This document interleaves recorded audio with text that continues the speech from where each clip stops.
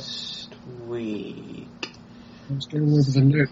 We talked about midtones, core shadows, highlights, cast shadow, and then we quickly went over spotlight, something, and cast light. Bounce light? We went over the spotlight, the point light, and here we are. Yeah, we covered lighting, we covered color theory, we covered form. So now we're going to start actually covering perspective and anatomy. Hooray! Oh, yeah. Yay, level up. And then you'll be out of foundation pretty quickly after that. Oh, really? But I'm not ready. Take this away from me. Don't worry, you'll be ready. Okay, so this means today we're going to be covering cubic anatomy. So let's get a folder in here. So we're doing anatomy 1, cubic anatomy. So I make all these folders because I'm going to be making an atlas for all the students, and so I'll be taking all of them apart and then combining into a single file, which I already started. It's this one over here, and it has like a ton of folders off on the side here. I gotta reorganize it later. Let me just resave this as a PSD before we lose it forever. I can't see your screen. Oh, you can't see my screen. Oh, I'm not sharing it on. There we go. You should be able to see it now. Yes? No? Yes. All right. Yep. Cool. Okay, so the 10 is the time, not the 10. The time is 12 past 2. All right. So let's see. What are we going to start with first? What parts of the body do you find you have most difficulty with? Legs and foot. So, legs and feet, right? Yeah, hate them. Alright, so we're going to cover those. So, legs. Alright, let's get to it. Alright. So, let's start with the thighs. Well, we'll start with, have you ever drawn things cubically? Sort of like the Lego. No, that's something I've always found quite difficult. I know with like the face, they always do that with like the anatomy books, like Andrew Loomis's one and Michael Hampton's one. They always tell you to imagine it as a cubic thing. With the face, I find it easier, but with like arms and legs, not so much. I think it's just I get a feel for them eventually over time. But with legs and the foot, I've always struggled with. I see.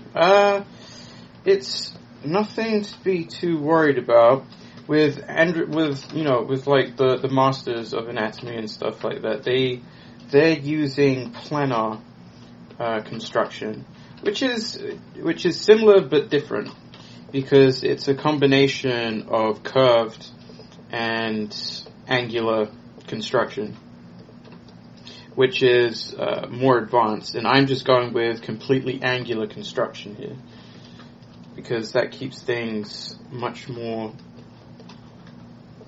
what's the word I'm looking for? It's not just simple, it's just easier to understand, because it's, what is that word? It's not concise. Man, the words are escaping me today. Well, it's easier to understand, so you can always tell where things are. There's no guesswork involved. Vagueness, there's no vagueness to it. There we go. Yeah. So you can always tell where all the points are. So if you're familiar with if you remember some of your 3D training, there's the vertices, the edges, and the faces. Yes. So right now, I missed. Let's merge these down. So right now, let me highlight those. So Actually, I'll use the same colors as Maya. So these are the vertices right here. And we'll see the one that's behind over there. We'll go over perspective another time. I think it helps to take this and then combine perspective afterwards, because it answers a lot of questions that you start to bring up after you've got your canvas dirty, which is very important. I saw a TED talk actually about how disrupting your creative process makes you think even more creatively, because now you've got to find new solutions to your problems. Alright, so my lines are a bit wonky because I drew them wrong, but we're going to press on for the sake of getting through this on time. So here we go. Now I'm just going to go over the edges in green. Yeah. These are the edges, which are essentially all the lines that I drew previously. And then the faces are the negative spaces in between. Alright, and we'll go with cyan. So let's actually multiply and bring this down to a low percent. Like so. Here we go.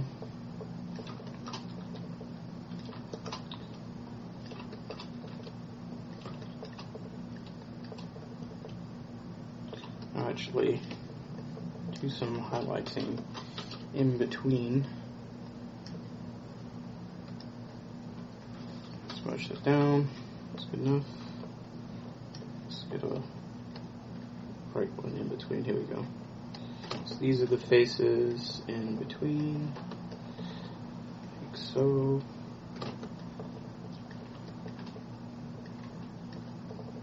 And I'll label these just in a second. And thinking in a 3D way really helps just understanding stuff in a 3D platform. Like, using the terms will get you out of like a 2D mode where you're thinking in symbols instead of objects, and not objects, shapes. Like, you want to be thinking purely in shapes, so you can break them down more easily and mess around with them in perspective. Because if you're thinking about, how does an eye turn in perspective, or how does a hand turn in perspective, instead you'll be thinking more like, how does a sphere wrapped with two loose planes of geometry, or like a flat cube with a bunch of sausages or cylinders for fingers, that sort of thing. Yeah. No, certainly gotten easier over time. I think before I used to remember them as like static images, but now when I think of a head, I try and think of like it rotating to the angle that I want it to be. Exactly. And it's easier to do that when you use angular construction, because there's no vagueness with every line that you use to describe it. So here we go. Okay. So let me get the labels in. Now I'll show you how we turn this cube into what we need it to be. So this is the base construction, or actually I should call it the geometry. So this is the geometry. These are the vertexes, or the vertices.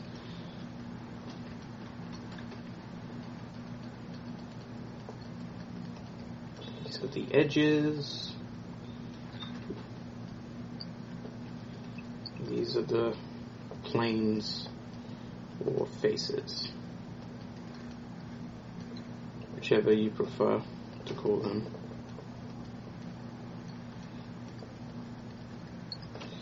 Alright, so we're going to take the geometry that we already got down here, and you can use this as a leg, or a thigh in particular, and let's see, here we are. So what we have here is we have the cubic format of the thigh and the cubic format of the shin and the foot. Now with these two, there's not a lot of difference between the thigh and the shin, other than the shin tapers off, so it's a little thinner at the bottom, like this. Oop, this one needs to taper in.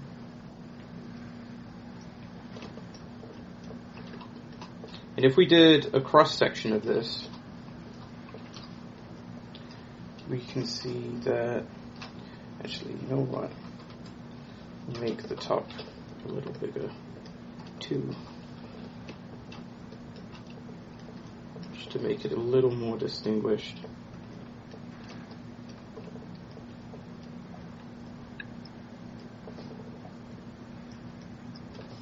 There we are.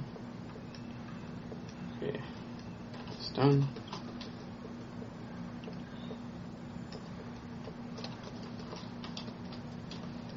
Then we want to add the foot at the bottom.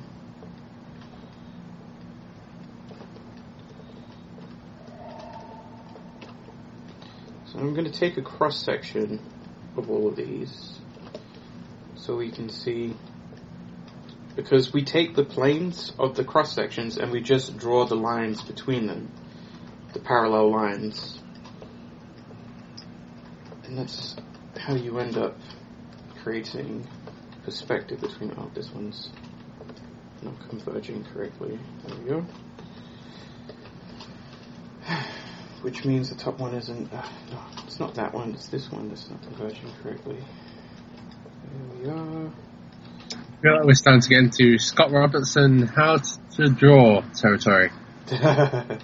Look, if we go into perspective, I'm actually stuck on one exercise and it's putting me off from reading the rest of the book. Well, it's nothing like somebody explaining it directly to you. Yeah. There we are. Okay, so what we're going to do is we're going to take the planes, or the faces, of the cross sections. So you see the top here, this is one plane, and then we have this plane inside the knee. Now the great thing about starting with cubic anatomy, as you can see here, we don't have to worry about the joints. We just pivot them from the front or the back edge. So it doesn't matter if we're using it curved or if we're using more complex geometry. We don't have to worry about joints because we're not doing flexing. It's just solid objects pivoting from points. So there's no deformation, and because deformation creates ambiguity, because it's more information that you have to keep track of. This is why flexing and extending is an advanced topic, because you'd have to know what all the shapes are when they're relaxed, what they are when they're flexed, or when they're extended, and extended and flexing create different shapes. So now you have 3 different shapes for a single part of the body, instead of just having one. So we're cracking down on the excess of information so you can break it down much more easily, and this will help you teach yourself new things because you're looking for less information. Okay, so we have these planes here, and if we put them side by side from a top view, they'd end up looking like this, where you have a big one, a smaller one. Oh, let's not forget the foot as well. So the plane of the foot, which should be here. And you'd have the cube of the knee.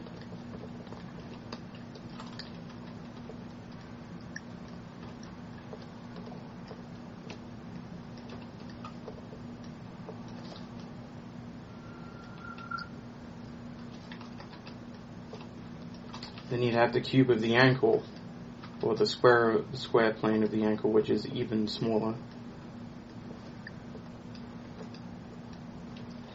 Like this. This will also help you with foreshortening, if you've ever had problems with that. And then we have the cube, or the oblong square of the foot. And you're probably wondering, why does this matter? Well, if we simply want to draw this in perspective,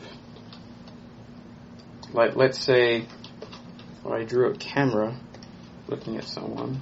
So right now, we're looking at someone top down, like this. Mm-hmm. Right, with his nose out here, and the camera is right above him.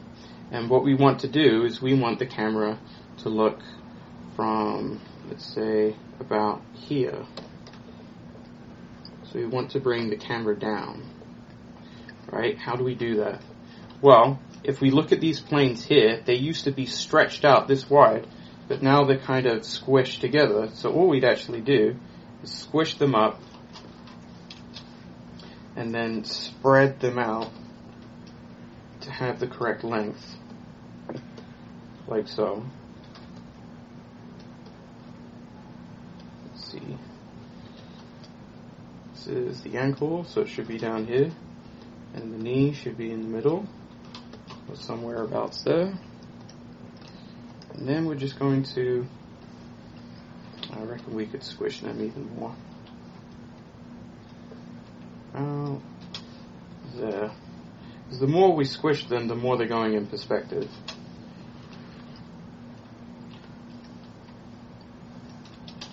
There you go. Just get this one up here. And then we just draw the lines together, like so. Actually, if I outline where the vertices are, which is, you have a vertex here, here, here, and here. So get here, here, here, and here, here, here, here, and here, and here, and here, and here, and here. So we want to merge. We want to take the edges. So we're going to take the edges that we can see, which is this edge here, right? And we're going to bridge it to this edge here. And we're going to bridge that edge to this edge here. And we're going to bridge that edge to this edge over here. So I'm going to put them side by side. Let's merge these down, move this off to the side, move this off to the side. Just copy and paste it over. And let's just get a blue.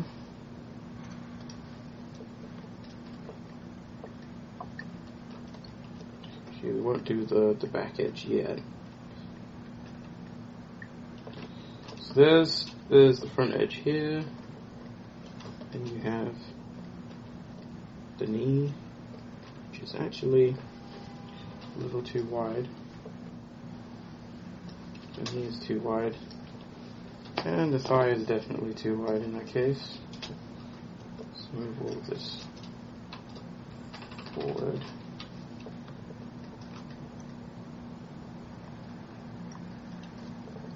So now you're drawing the dots together.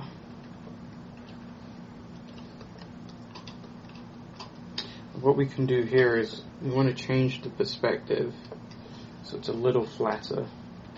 So we're just going to bring it down and we're going to move it backwards so we can see the back edge. And I'm going to draw the back edge in red. So we join these together, and same for this one down here. This one down here needs to be moved too.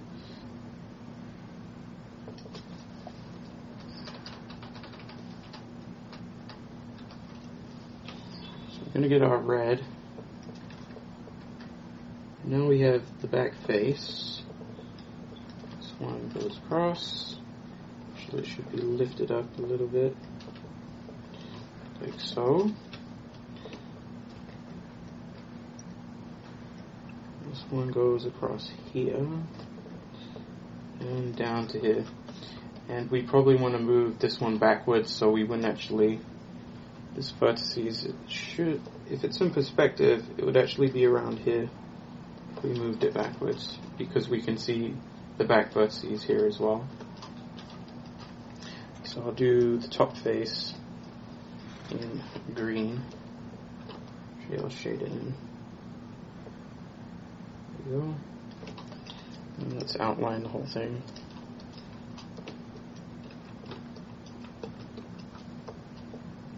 Get a line.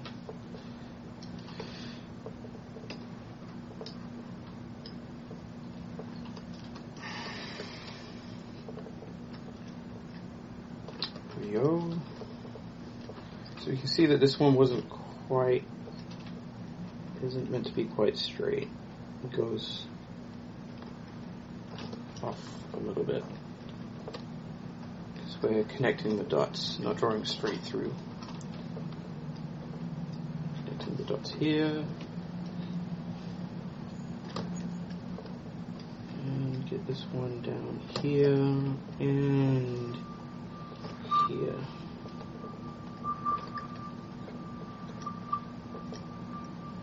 Alright, there we go. We'll shade in the back. Let's go layer for that. 30%.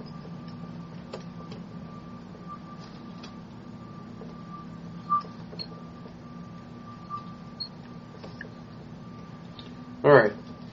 So now that if we just use these squares like this, right? And they're just going directly between points. The top of... So let me label these. So this is the top of the thigh.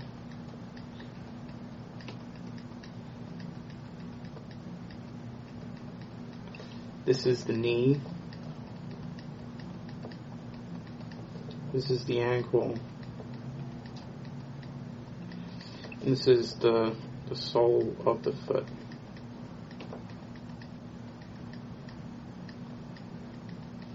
And we transposed them in perspective and just drew the lines between them. Now, how much sense has that made so far? Yeah, sense. It's just a different way of looking at it, really. Yes, I think that drawing of the man on the right threw me off a little bit, and originally I shouldn't have, but I also thought those circles, one was the head, one was like the shoulders and stuff, because I think that's what I saw from that drawing, so I immediately thought that, but then once you start drawing, I was like, oh, okay, yeah, no, that does make sense. Alright, cool. I should make this, I should put his nose on here as well. And his eyes would be over here. Put in the feet.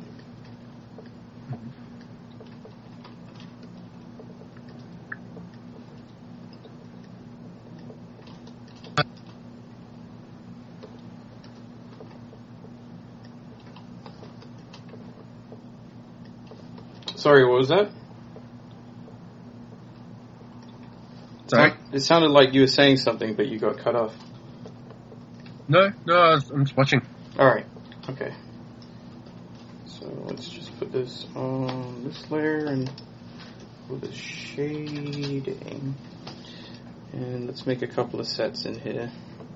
This is the first set. Get in there. Silly. You've also got incredibly neat handwriting, by the way. Sorry? You've got incredibly neat handwriting. Thank you.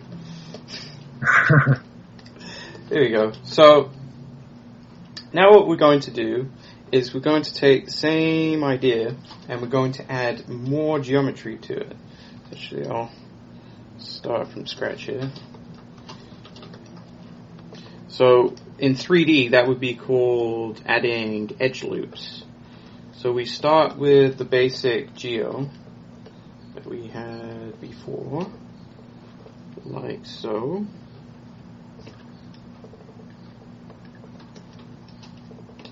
And let's say we're just going to do the thigh here. Now, if I drew an actual cross-section of the thigh, that's like this, and we're going to add all the bells and whistles to it, right? We're going to have all the muscles, all the things. Make it a little...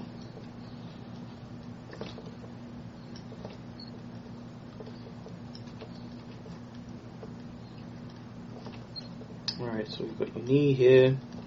This is going to trail off into the calf. There we go. So we've got our version over here. Actually, I'll draw it in the same perspective, which means we will see only this edge like this.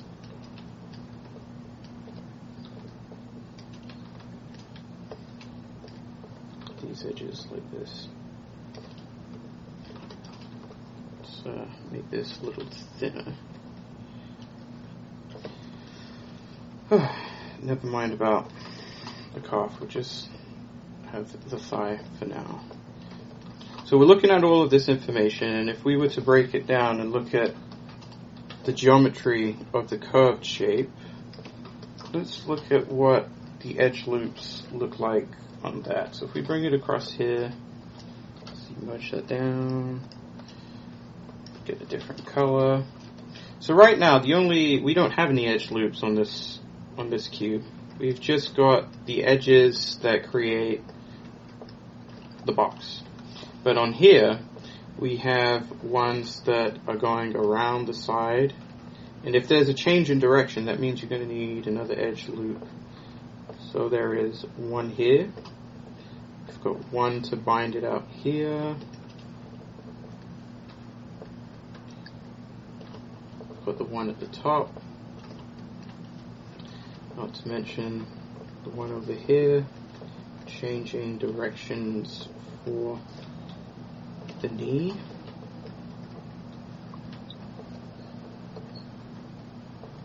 And the knee socketing into here and here. So you have a ton more information going on. And so if we wanted to convey some of that, we're not going to get into all of it. We can see that it has to be smaller at the bottom. Let me get a label in here.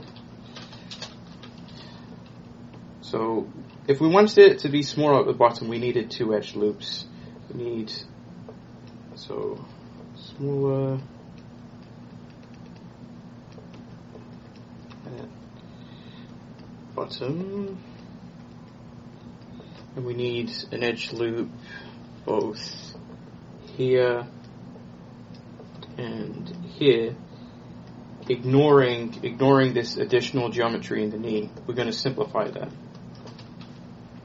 And then we need this bulge that's in the middle, so we'll need one edge loop here, and we're going to need one here. Now going up and down, this one, if it's curved, it only needs 4 on each side. Once, twice, I'll do this in a different color.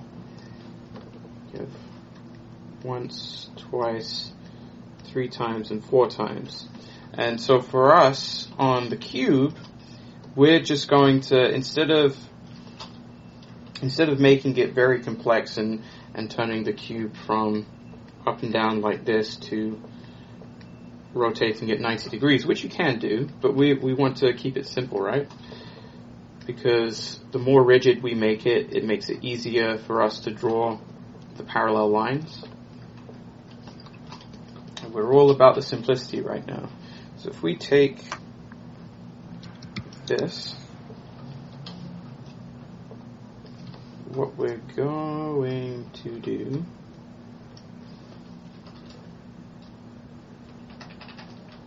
so we're going to add those edge loops. So we don't need this anymore. So we want to add the edge loops that are down here. And we know that we have this one that's here. And we want this one over here too. So we add these 3. Copy it, and paste it over, merge the layers. And so what we're going to be doing with these, actually I forgot to draw through on this layer.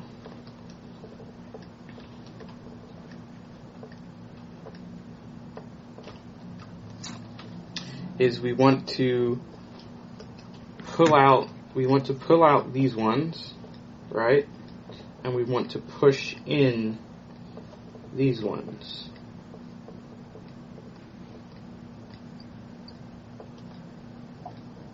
So before, with the cross section, we had we just had the two. We had the top of the thigh and the knee.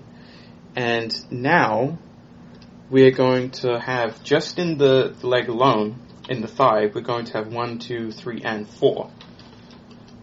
So when we actually take these and move them around, so we want to pull out this one over here. So we want this one out bigger, and we want these ones slightly smaller.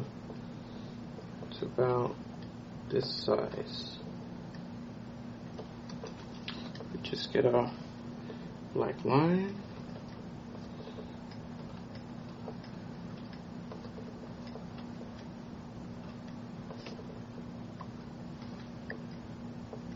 We connect the dots.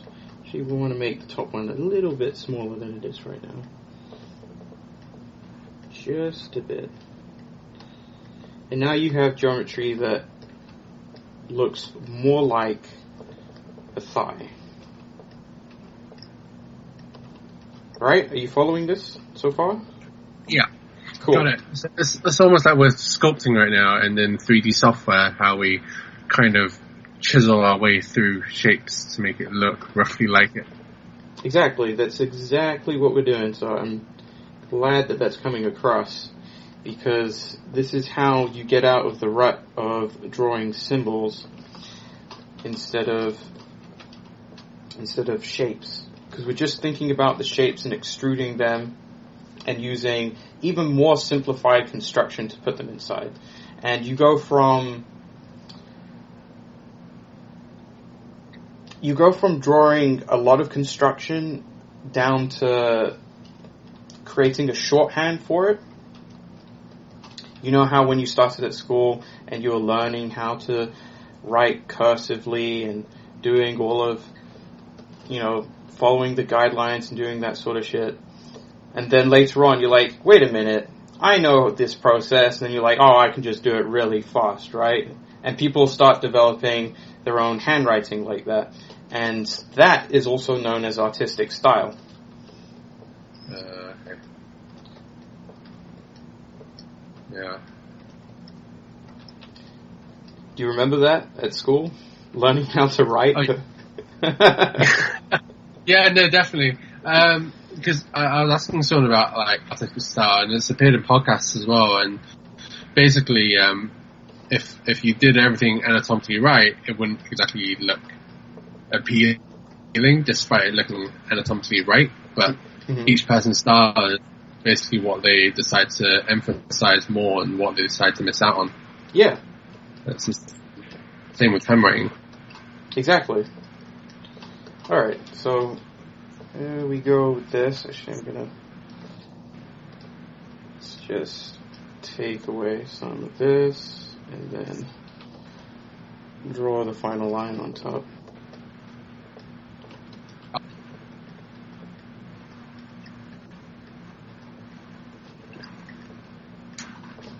There you go.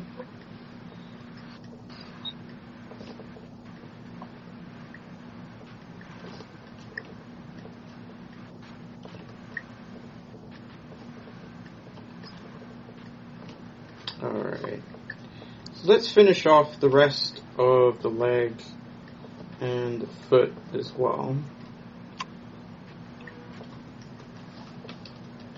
So this is, I'll draw a red line here. So this is the front face. So these faces are going forwards. So now we want to add the calf. Alright. So let's look at those shapes.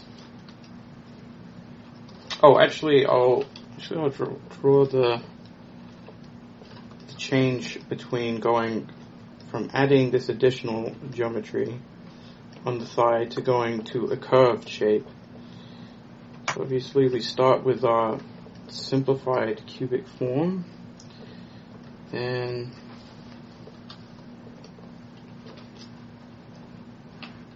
we add the geometry, do this in blue and red, so just pulling it out a little bit. We also need to draw the intersections as well.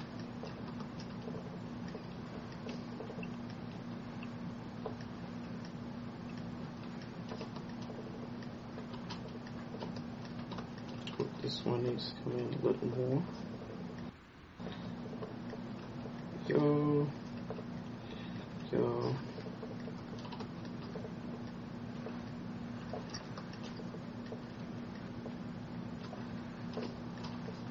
Then when it comes to the curved anatomy, it's a simplification of the new anatomy that you've been adding, or the new geometry that you've been adding. Oh, actually, I should copy this one over here.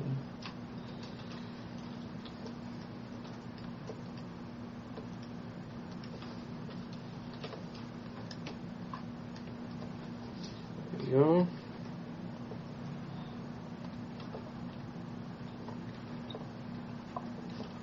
So we're just going to be turning. It's sort of like turning from hard surface to spline smoothing in Maya, if you remember that. It's 3D Studio Max that I would be more familiar with. Oh, do they have? I can't remember if they have similar keybinds, or at least the ones I was using were quite similar. Like if you press 4, then it would be hard shading, and then if you press 3, it would try and smooth it out. Or was it the other way around? I can't even remember what it was in Maya. Yeah, you're looking at 4 years back for me to look at 3D stuff. I don't remember what I had for breakfast yesterday. That's alright. I do remember there was a function there, I think, that my colleague would like press and then you'd see everything smooth. Yeah, this is sort of what we're doing. Oops. There we go.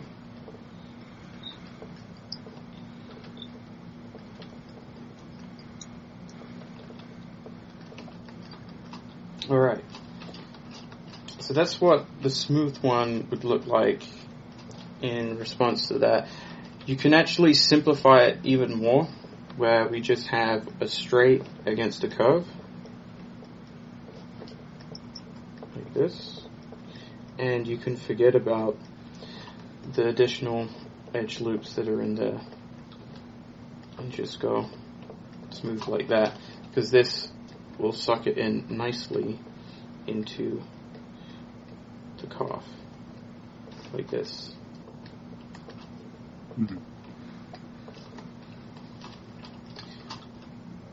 So let's actually look at how much time we've got going. We got plenty of time. Fantastic. Alright, just before I forget, it went from... so when we looked at the first set over here, all of these were squares. I believe there's still squares now, but we added an additional one, because before we just had... I'll do it before and after. Before, we just had the top of the thigh, and then we had the bottom of the knee, I should say. One was, the top was big and the bottom one was small. But now we have the top of the thigh. Then we got the middle of the thigh, which is also bigger. Then we have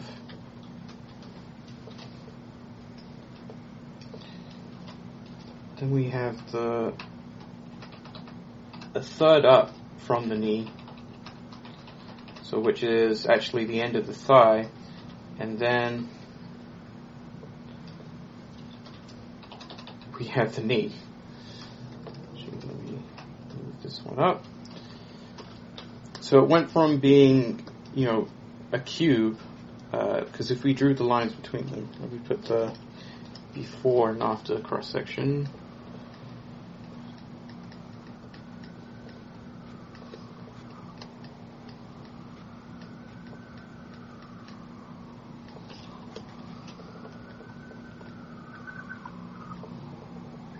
Like, how much of these steps do you do now? Because obviously you must be very familiar with it to be able to teach and all that as well. So, do all this when you draw a person as well, or will you get to a stage eventually where you'll just be able to do it from eye and from feeling? Yeah, you use less and less of these steps. These steps are meant for understanding. They're not meant for practical use because there's a lot of stages to it, right? I add more stages so it covers as much information for you to understand it.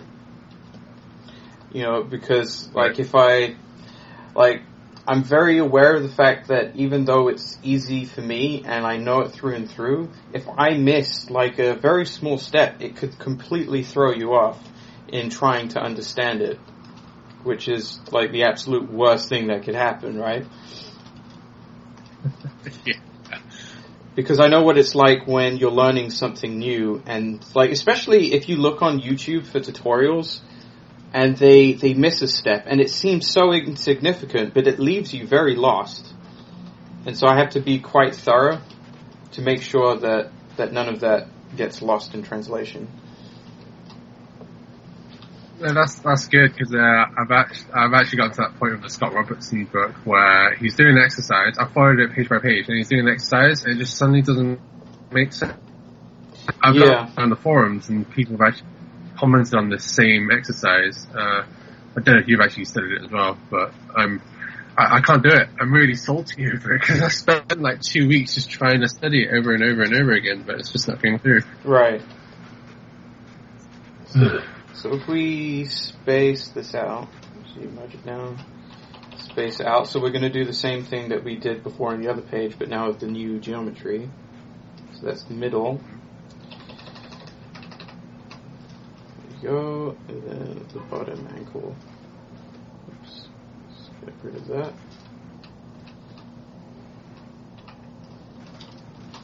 So if we just draw the lines in between. This is the very most basic thigh, which is just a cube, and then this is expanding that geometry.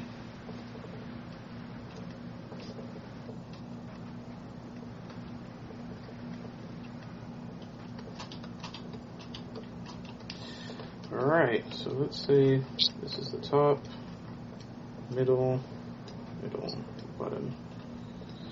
There you go.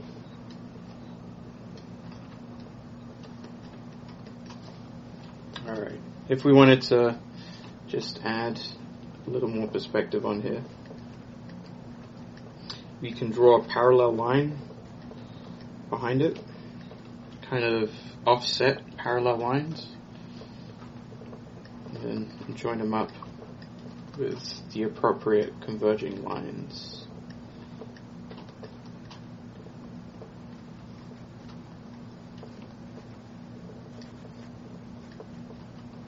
Here we go. And do we have a shading layer in here? We do not. Apply. Bring this down here. Oh, that's the eraser.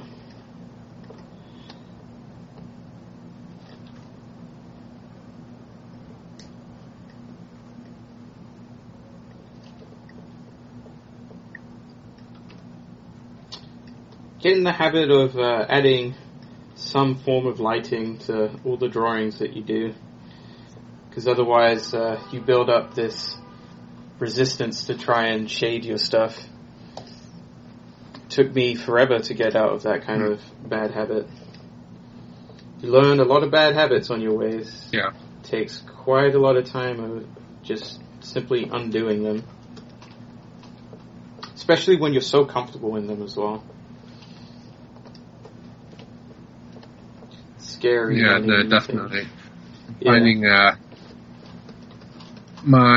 my laziness using references is a really bad one. So, like, I'll have one, but I wouldn't actually analyze it properly, and then I'll be like, oh, I think I know what this material looks like. And then I do it, and it's really generic, and I'm like, wow, I should use a reference. Yep, I know that feeling, man. Alright. So there we go. So that's pretty thorough for the thigh. Let's move on to the calf.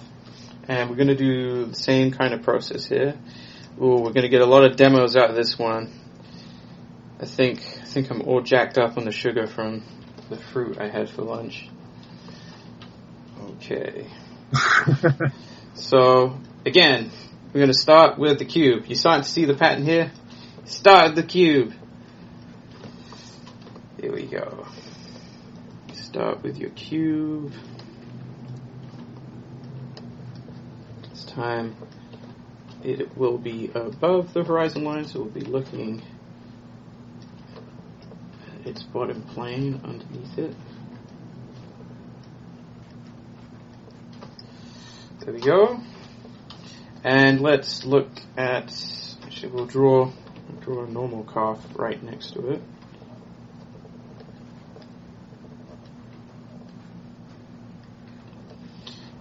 And it's there's no wonder that they simplify names in the body to things like calves and quads and stuff like that, because the actual muscles that are in here is called the gastrocnemius and the soleus. What the hell is that? You know? It makes no sense. I don't know who these weirdos are that discovered them. You've got so many muscles in there they don't even see there. Yeah. Alright, and let's not forget the ankle here. And the tibia. Oh, and everybody's favorite bone impression, the tuberosity. God, these names, they're so terrible. Sorry, what were you saying? No, I was saying don't forget the iliotopic bend, or whatever it's called. There's a lot of weird stuff in there. Alright, so let's look at let's actually take a look at the wireframe. So if you remember the wireframe that allows you to see all the topology in 3D. Man, you know what? These days, it should be mandatory for art students to take up 3D modeling, because it just puts you so much further ahead with it. There's so much good information and practices you can learn from 3D. And likewise for 3D sculptors as well, to go into 2D and see the freedom and fluidity. This is why they still hire 2D concept artists, because the turnaround for 2D is just head and shoulders above 3D. Because 3D looks from all angles, and you can cheat and do a lot of stuff in 2D without those angles. So let's see all of this geo. It's going around here. It's going to lead in here.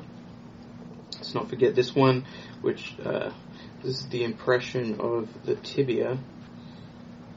And obviously there's this stuff in here. It gets very convoluted around the ankle area. So a lot of stuff going on there.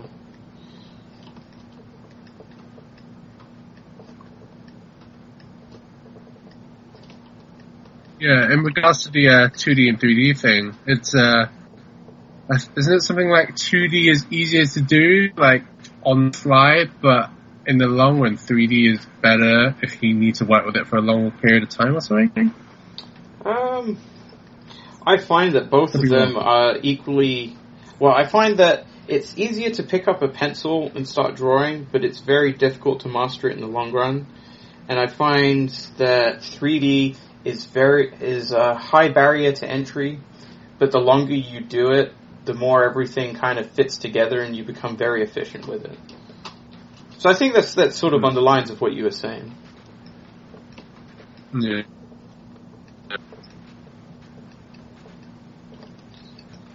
Okay, so what are we going to do about this geo? It's very similar to the thigh. So we want to have this thing that pokes out at the back. So we're going to add this line in here. And we're going to want to squeeze the ankle down. So we're going to add this one in here, in addition to squeezing the bottom plane too.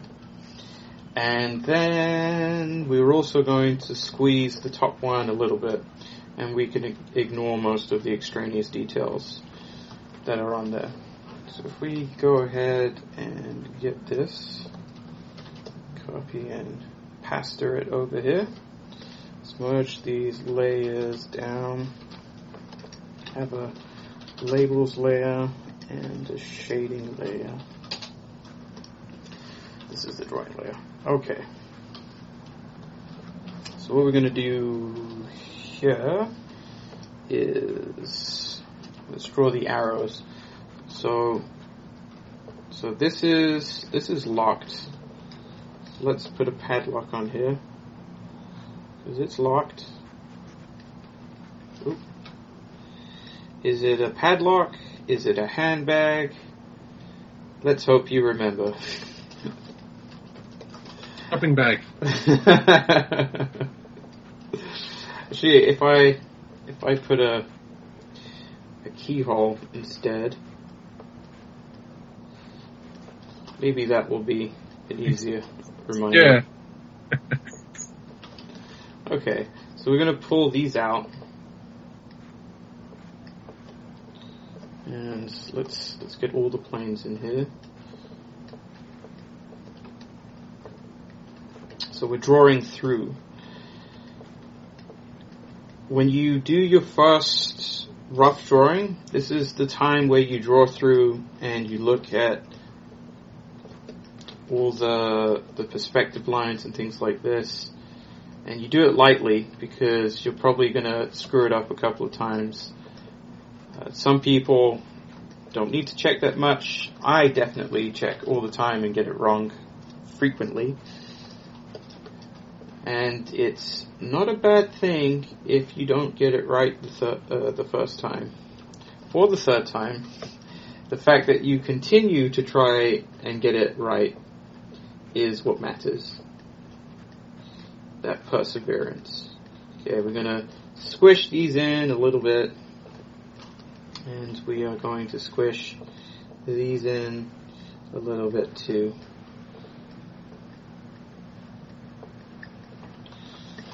Alright, so let's get another copy of this. Copy pasta, drag it down, enlarge the layers. Alright, so we're going to squish this down. Let's draw a smaller square up here, or a smaller face or plane. And then we are going to drag this plane back.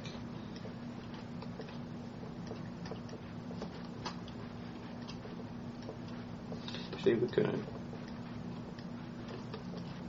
shove it back just a little bit. So we can get this in here. This one's going to get smaller too. So is this one. Here and here. There we go.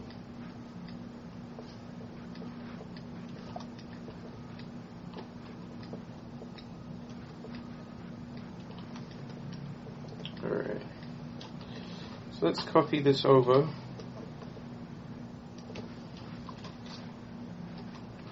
And we're going to lower its opacity and do its final line.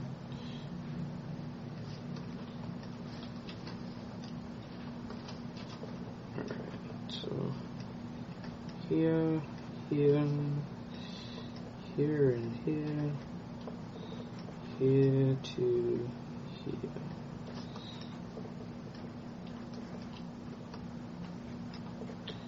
Now when we do the curved one, you can see where we're going to end up simplifying the amount of edges that we need.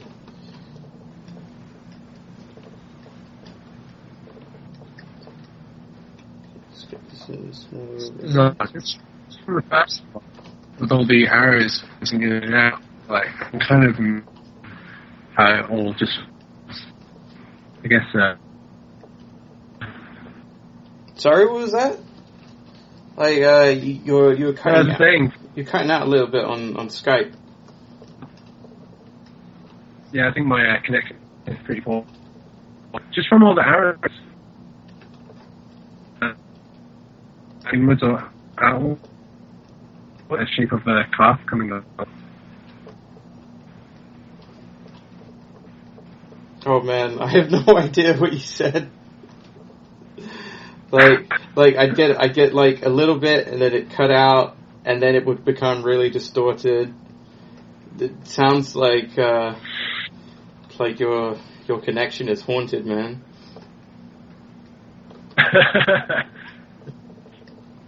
You are awesome. Did you get that? Okay, yeah, I heard that one. Thank you. No, take it back.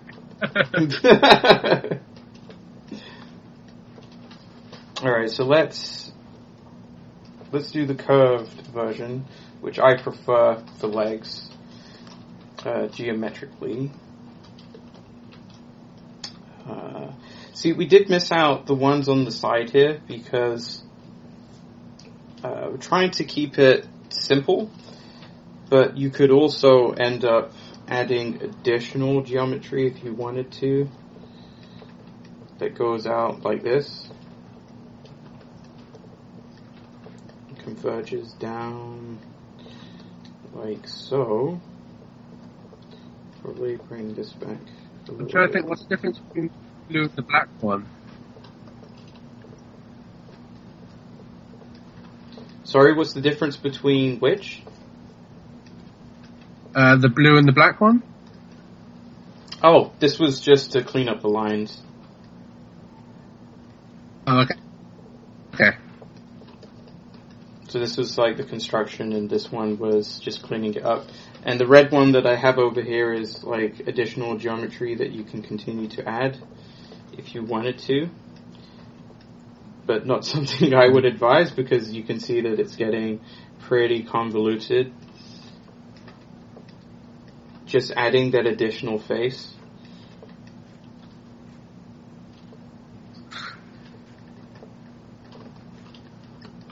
I mean, it would be fine in 3D. In fact, like it'd be pretty easy in 3D, but when you're keeping track of this as a drawing, it gets very cluttered very quickly. And then this is why I add shading sometimes, because it helps bring more clarity. So we just erase this over here, and this.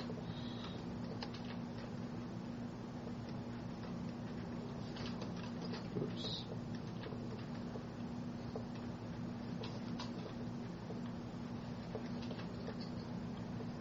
Like the equivalent of going from a box figure to a high render model. Yeah, you just continue to add more and more geometry till you finally get there. And that's what the lessons mainly do. It introduces you to more geometry, and then eventually we stop thinking about the shapes, because we're really familiar with them. We start thinking about their function, like what they do, how they change, and how to manipulate them. So if I could just get this right, and then I'll do the curved one. Let's not forget the triangle on this side. We'll draw the line. Just about starting. Sorry, what was that? No, I was going to say, I was just about to start understanding like, which missiles non-flex is like a whole nother stage for me. Yeah. It's a whole new world after that. Let's merge these down. Let's get the shading in here. Ooh. Wrong layer. There we go.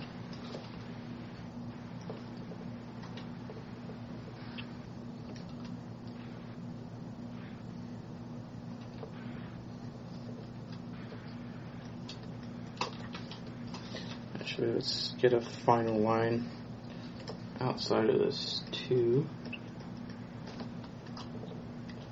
Just to tie it all together.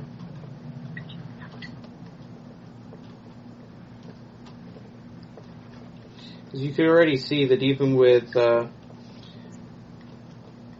these hard edges here, that we still get a nice curve in there.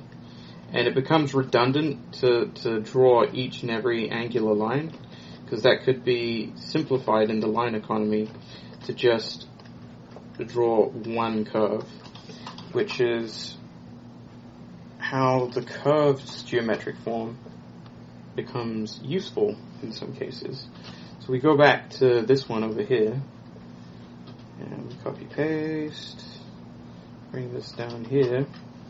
I'm just going to reduce its opacity like so, and then I'm going to draw in red.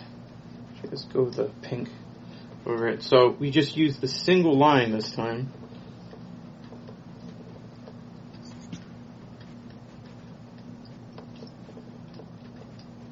Instead of drawing 3 lines, we only end up drawing 2. Here we turn 2 lines into 1, and this one down here can continue as another one. You can see how we get through this one much more quickly.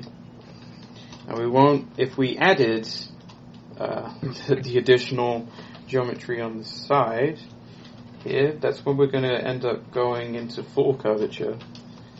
If we ended up pulling it out.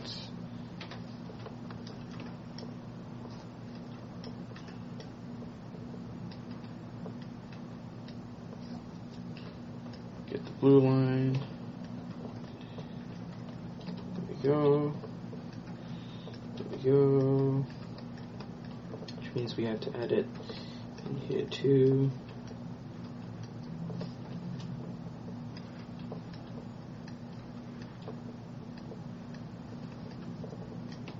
Let's squash this one down a little bit more.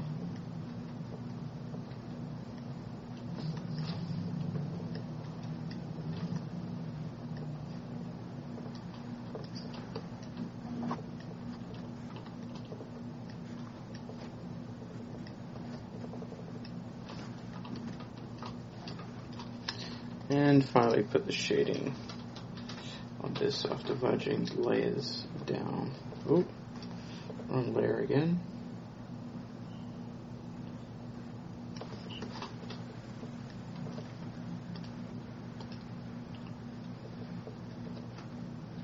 Oh, no, I got it right this time. There we go. There we are, there we are.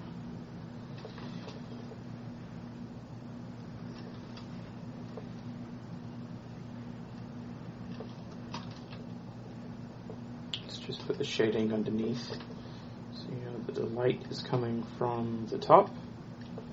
Also, because you're drawing in planes, it's so much easier to tell where the light and shadow is falling, because there is a single plane at which it can be shaded.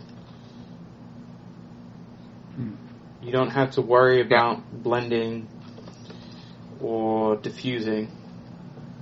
I guess you can in some cases. Like, let's say if it's obstructing some of the light here, you get a bit of shadow and then it would fall off like that. But you don't need to do that if you really wanted to. It would look fine without it. And so you can get some nice results pretty quick. And if we just drew the feet lines coming off, so we know where they're heading, like so.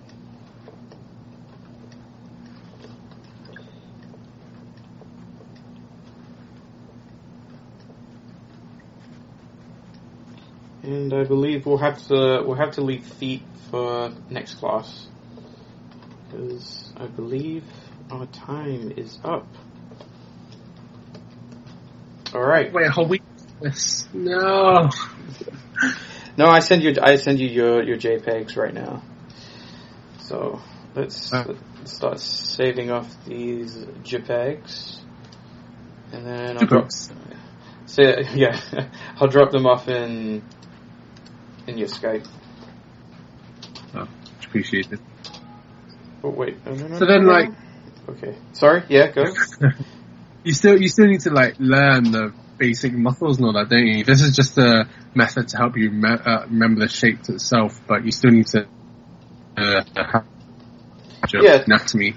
Yeah, this is because later on it's just adding more information, right? And this is how you interpret that information and how you utilize it. Make it your bitch.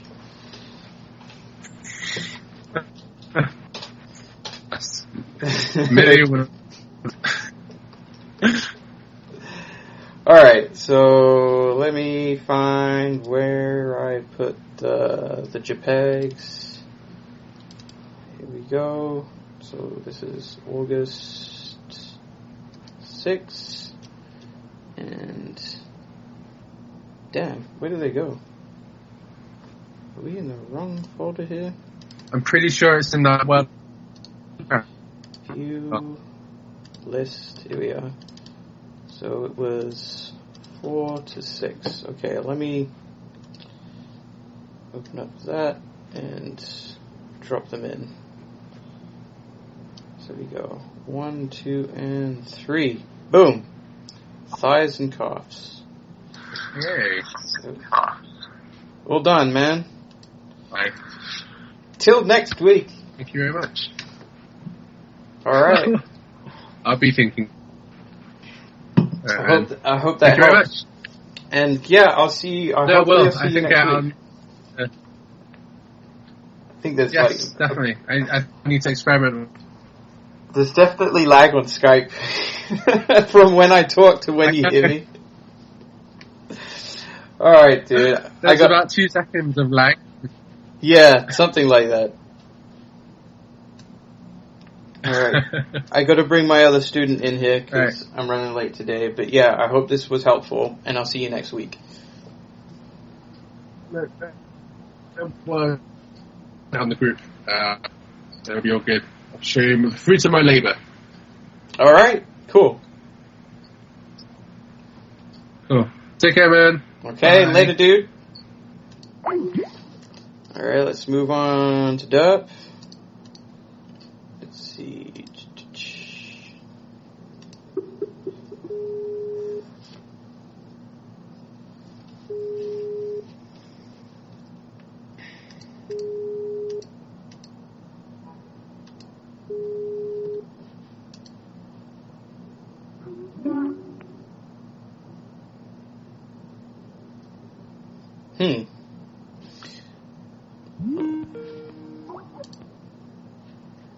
What up, Daily?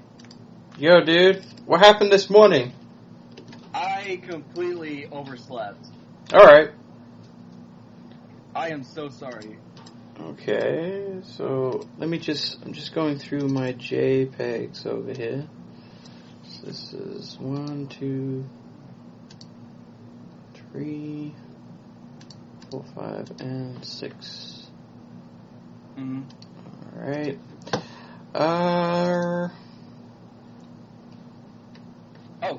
Class is in session. Alright, okay, let's see. Oh, is my screen sharing?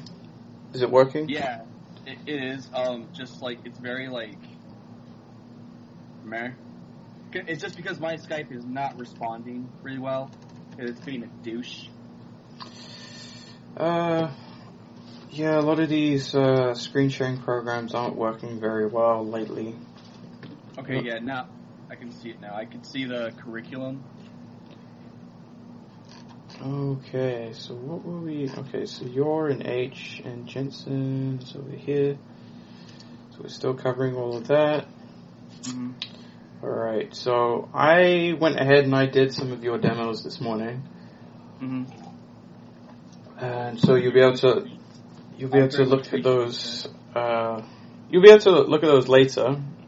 Mm-hmm. So I think I'll just continue with the ones that I didn't get around to covering. So I was doing the upper body. Did we do the lower body? I don't think we did. So we were just no, I don't. we were just covering all of these, yeah. So I was just zipping through these.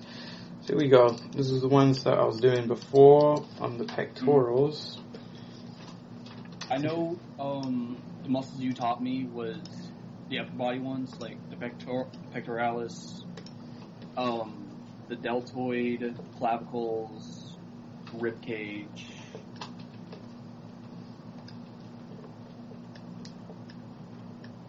Then, So I'm trying to figure out a better angle of just getting through these. Because I'm starting to realize that, you know, it might be better to combine some information. Maybe go into a bit more of the internal anatomy. mm-hmm. And then go, oh, now I remember.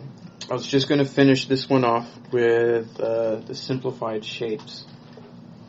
So Right. if I just go over my underlays over here. Yeah, we went over the simple shapes of the bone and muscle. The bone of the clavicle, muscle of the pectoralis, deltoid. But when we did that, I did not have the orthographic turnaround. Yeah, that's the one thing that it was because of what's been going on with my internet. Mm-hmm.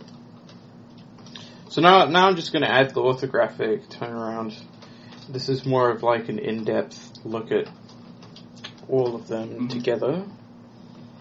Just get And the this orthographic turnaround is basically you need accuracy in it. Yep, it's to show all the angles very accurately. So Right. these are a little squashed up. I wonder if I could space them out a little bit more. So that would take forever to space them out.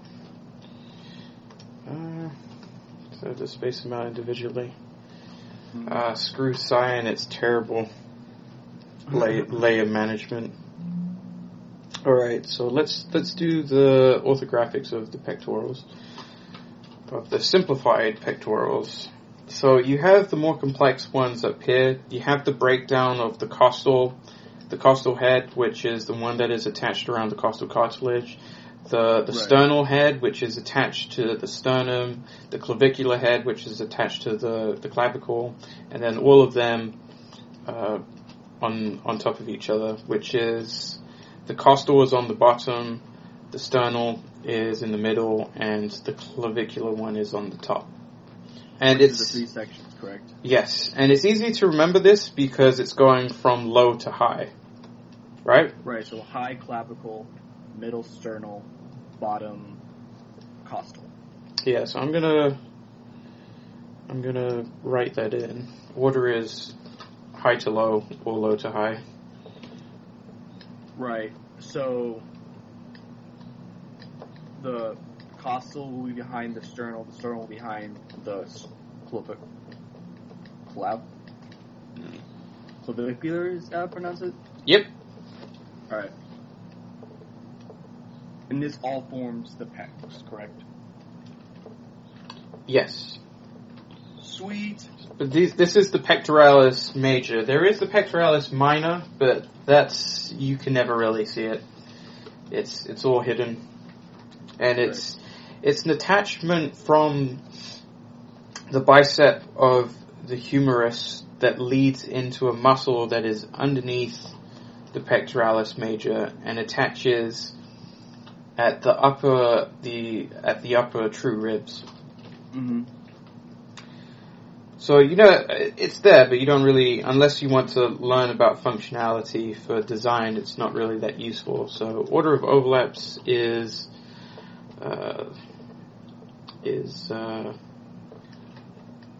high on top, and then low on bottom. Mm-hmm.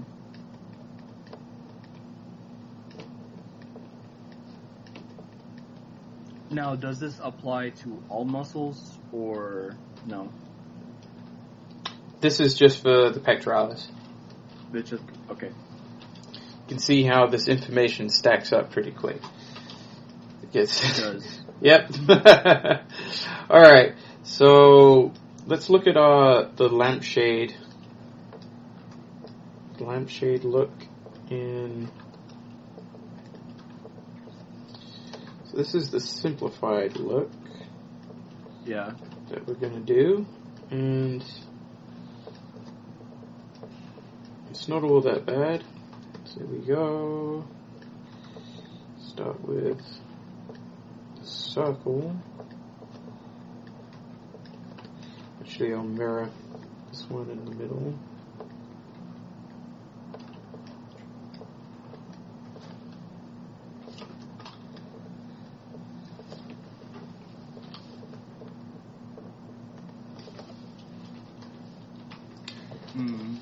Use the tools you can to cheat for orthographics, because there's no point in trying to, do it authentically,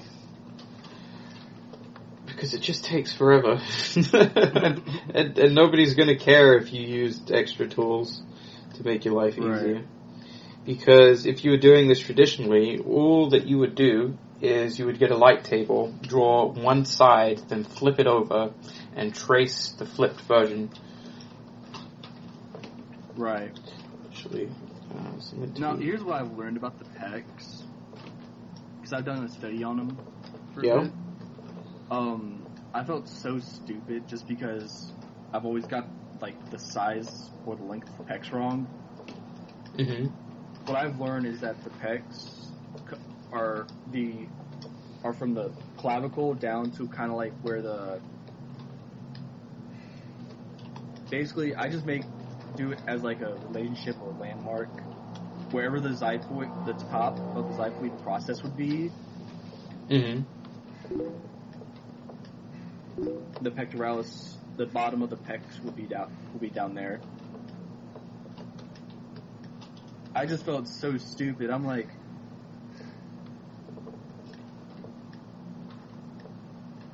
I did not want to even talk to myself. I'm like, why? That's alright. You learn these things as you go. Mm-hmm. So now what I've learned is that the top of the thoracic arch will be around where the bottom of the pecs would be, and wherever the clavicles are, that's where the top of the pecs would be. So I'm just like, well, that's new. It's an easier landmark to remember is the 6th rib, because that's where the sternal head will stop, and you'll have the costal head isn't seen too much unless you're a very ectomorphic kind of body type. Right, basically like you're a skeleton. Yeah, but even then, you're gonna because you can see here I've drawn additional red lines. Yeah. Because that's sort of like the drop off between the sternal and the costal head. Mm-hmm. Because the costal head's attachment is pretty low down. It's a couple ribs below the 6th rib. Yeah. And when you're designing creatures, you can definitely use that anatomy to your advantage. Mm-hmm. It makes a lot of cool designs to utilize that. So I'm actually getting hooked on... Well, I do this all my spare time. because I'm actually trying to get my Patreon started, Mm-hmm. where I will do like sketches or studies. On my studies, I'm going to try to do like designs and stuff like that.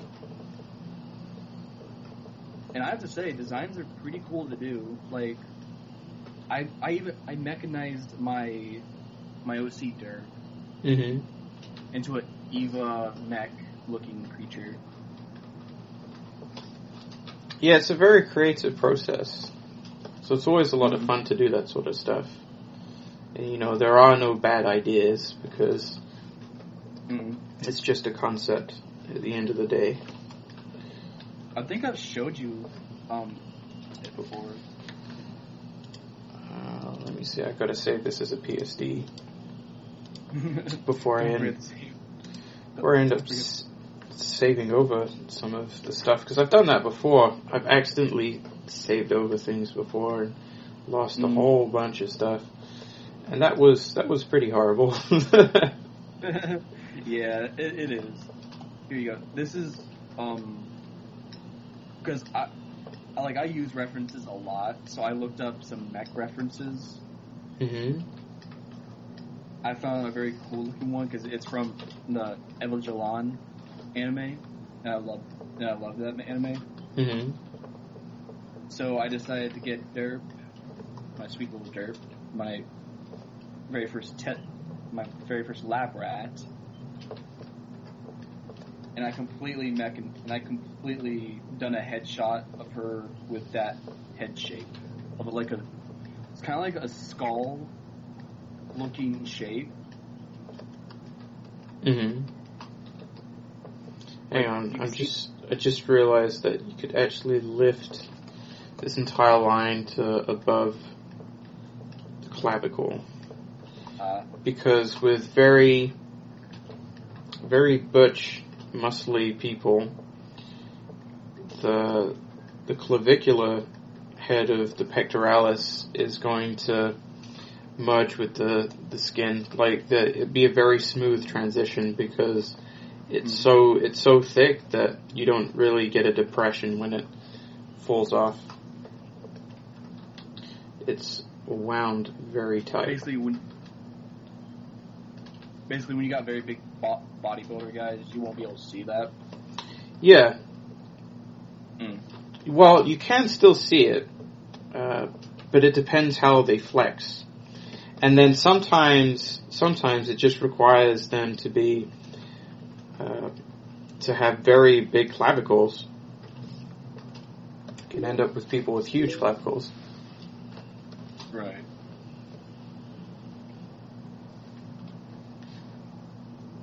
Oh, wait, I gotta change my Twitch from, I gotta change it from game to creative. And is Nightbot not working right now? On Discord? No, it's for Twitch. Oh. Let's see, I need to edit this from World of Warcraft to creative. I don't know why Nightbot isn't working. Right. I forget which things I need turned on to have Nightbot. Oh yeah, I have like a different thing that I need to go. Hang on, Restream isn't working. Chat. There we go. Yeah, Daily. I do gotta give you a heads up though. I'm trying to think here. I think around tax time, I probably won't be able to come to classes just because, here soon we're gonna be moving back to Indiana. Yeah, that's fine, man. Just let me know the days that you won't be able to come. All right.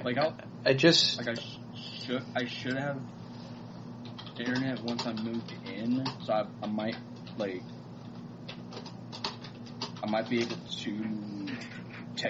able to text you on Skype, tell you, hey, I'm finally moved in, stuff like that. Yeah, no worries, man. Best part, though, I'll have better internet, because I won't be living in a rural area. Yay! I know, right? That has been the bane of you for quite a bit now. Yeah, I think, it's been the bane of me ever since I first started your classes. Yeah, because pretty dependent on that connectivity being stellar. Here we go.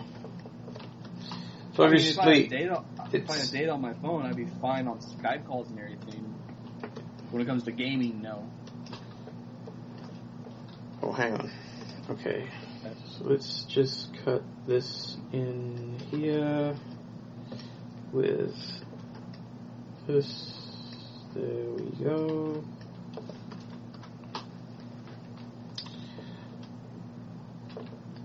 Alright. I'm just going to shade in the shapes so they're easier to see. Mm-hmm.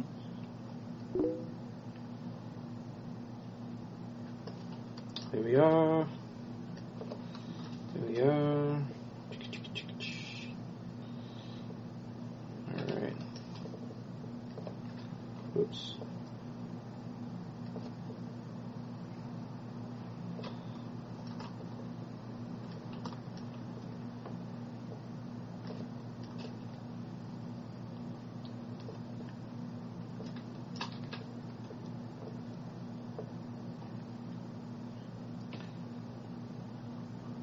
Okay. So you have the three breakdowns. So you have the internal breakdown, and then you have the superficial breakdown, and now you have the simplified breakdown. Which I'm actually going to draw another layer on top, just so. Let's make this eraser smaller.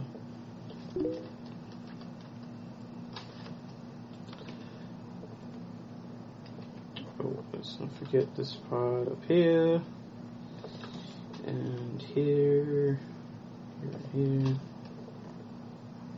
Mm. And I think cover the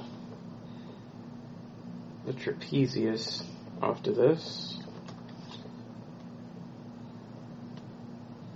Yeah, I will ask about the trapezius after we're done with the pecs. People get a bit confused about what the trapezius does. I need to add a few more things to this orthographic turnaround before we do that, simply because there's a bit more to it. Like, we'll need the head because it attaches to the head. So. Right. And I can't do the lats till I have some hips on here as well. So let's just go over to here.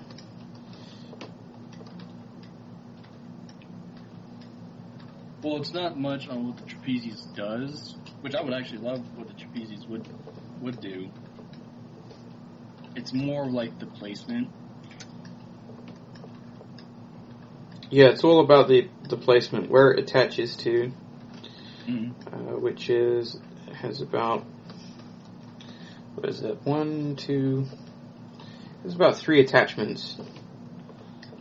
Yeah, I remember, I think I do remember all the attachments, actually. It's alright if you don't remember them. It's what I'm here for. Yay! The attachments are the first attachment, which is around the bottom of the cranium. The second has to be where the clavicles are, on top of it. Yeah, so at the back of the occipital bone, Yeah. which is the back of the skull at the bottom, and then you have the attachment at the acromion. Yeah. And then you have the attachment at the thoracic spine, the posterior of the thoracic spine. Doesn't it stop at the 12th spinous process?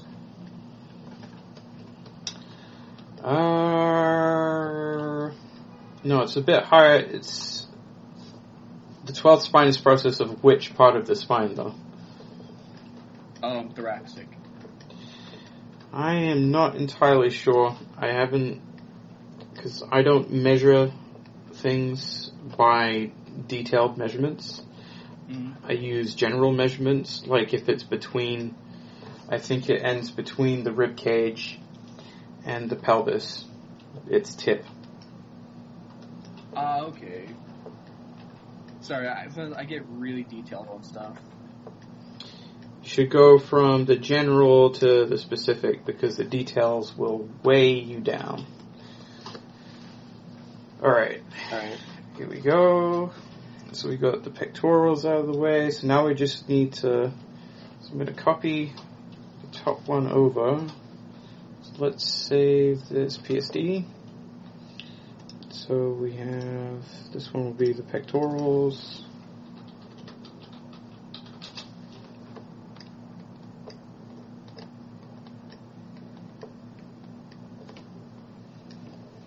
So basically the trapezius is the length of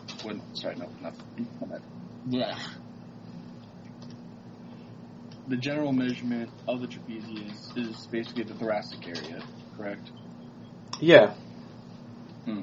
But you'll find it more easily between, it's the same as its tip is similar to where the belly button is, slightly higher.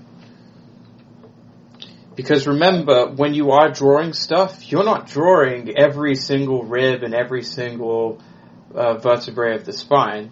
You're using more general shapes, like a big circle for the ribs and a rhombus for the hips. And so those are the general units of measurement that you have to work with on the fly.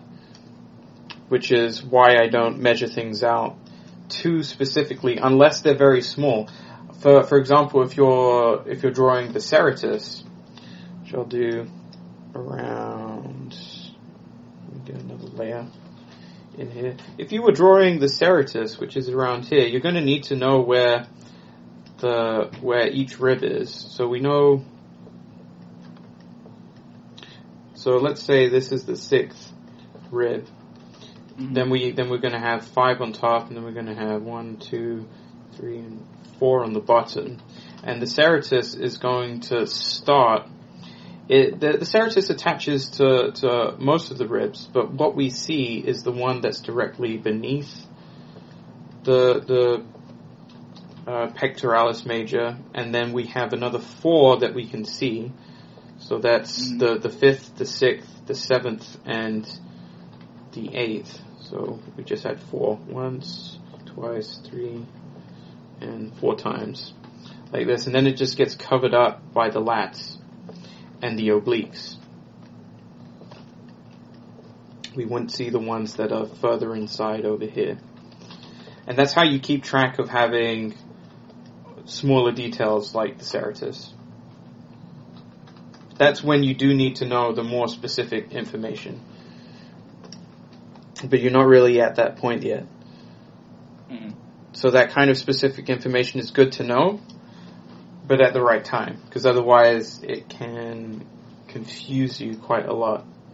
Right. So, like, I do know the information, but it's at the wrong time. Yeah, it's out of order. Alright. So when you do things out of order, it can become sort of, what's the word? Problematic, I would say, because it's sort of like drawing all the details.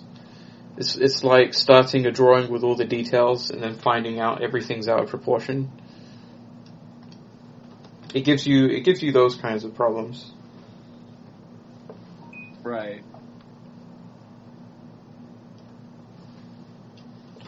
Here we go.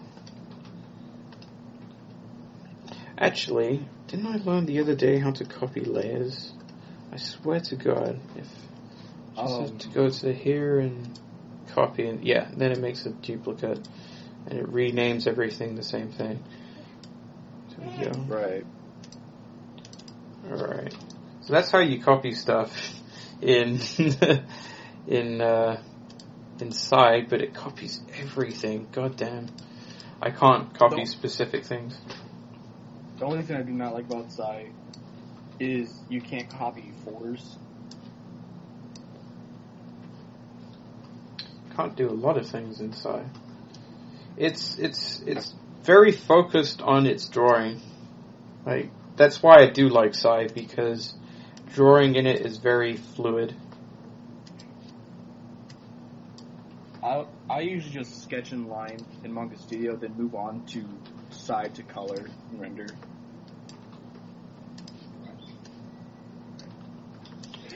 Alright, there we go. I don't know why, it's just to me, coloring in Psy is a lot better. Yeah, I like the brushes. Just the brushes are very intuitive. I don't have to think too hard when I'm using them. They're just very straightforward, so they fill their functions pretty. Oh, damn! Copied the wrong one. Like when you got Manga Studio and Photoshop, you kind of have to like customize your brushes. Hang on. I just copy and paste this out. Copy and paste. And then copy, which I'm cutting them out. Paste, cut, and paste. And let's just delete this. And rename them. Graded rib. Should be the scapula and the humerus. Go with the hum. Alright. There we go. Now we've got the necessary stuff to start. But before we do that, we still have to put the skull in. Mm-hmm. Alright, now did I draw? Just gonna have to put this up here. Come on, work with me, Sai. Great, how are we doing on time? Okay, we should be able to get some of this done before the lesson is over. Alright, so let's get this going here.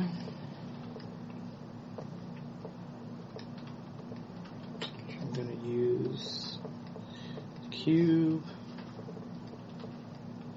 because I don't want to spend a ton of time on the skull. So let's actually make sure that this is mirrored correctly.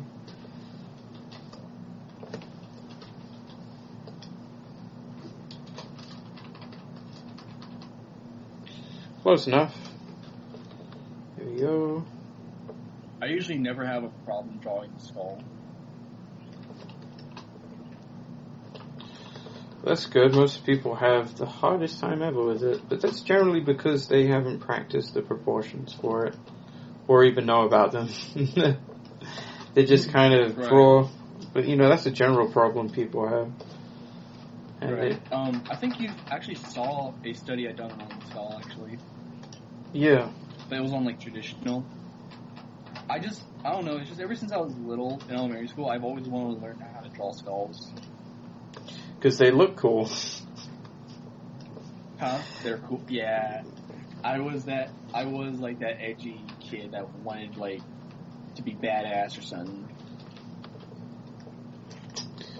Don't we all want to be that kid? Yeah, but it's just, I don't know, skulls kind of, intrigue me a bit more. They speak to me. What I did as a kid, as soon as I got good with drawing skulls, I start to bend them and break them a bit to get what a tattoo artist would do with it. Okay, this is a bit too wide. I just guess that's just because I've spent so many years drawing the skull that I do know how to draw it. Yeah, the familiarity definitely helps. Yeah. I can't remember what age I was very first starting to draw skulls. I believe I was in 5th grade. But I did not want to learn until I was 12. Alright, so let's get the side view of this. And actually, it bothers me a bit that I don't have the distinction between the jaw and the occipital back here. Mm-hmm. Should be up here like this.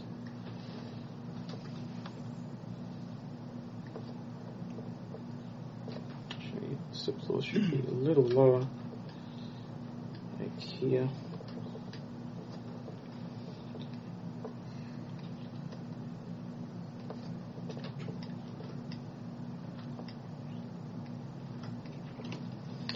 Imagine we'll end up with the whole skeleton if we continue like this.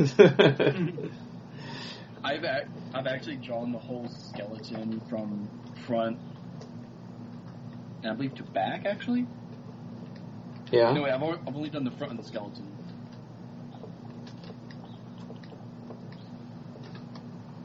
And as always, I decided to do a little doodle on the side and saying it's alive.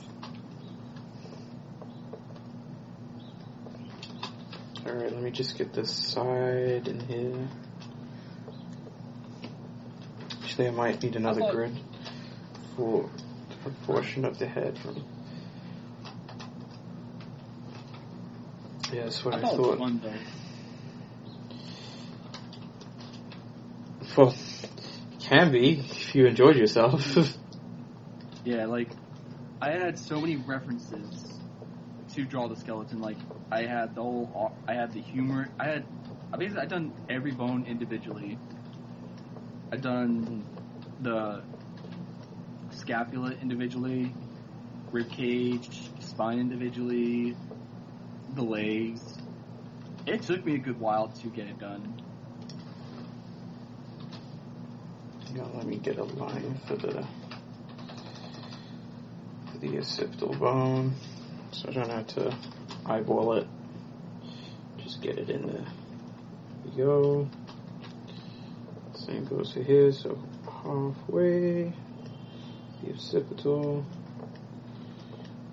There's the jaw. Reach halfway in there.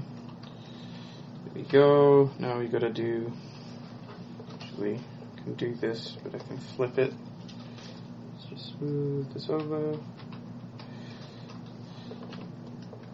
How to cheat in 2D. There you go.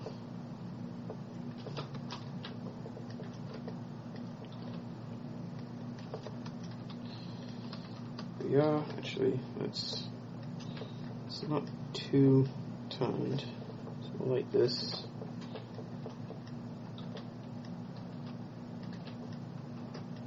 So actually, you get to see how to rotate the skull as well today.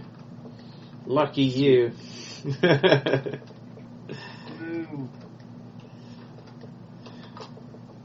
This is the problem with trying to teach anatomy, because the body's so interconnected that you end up covering much more than you intend to,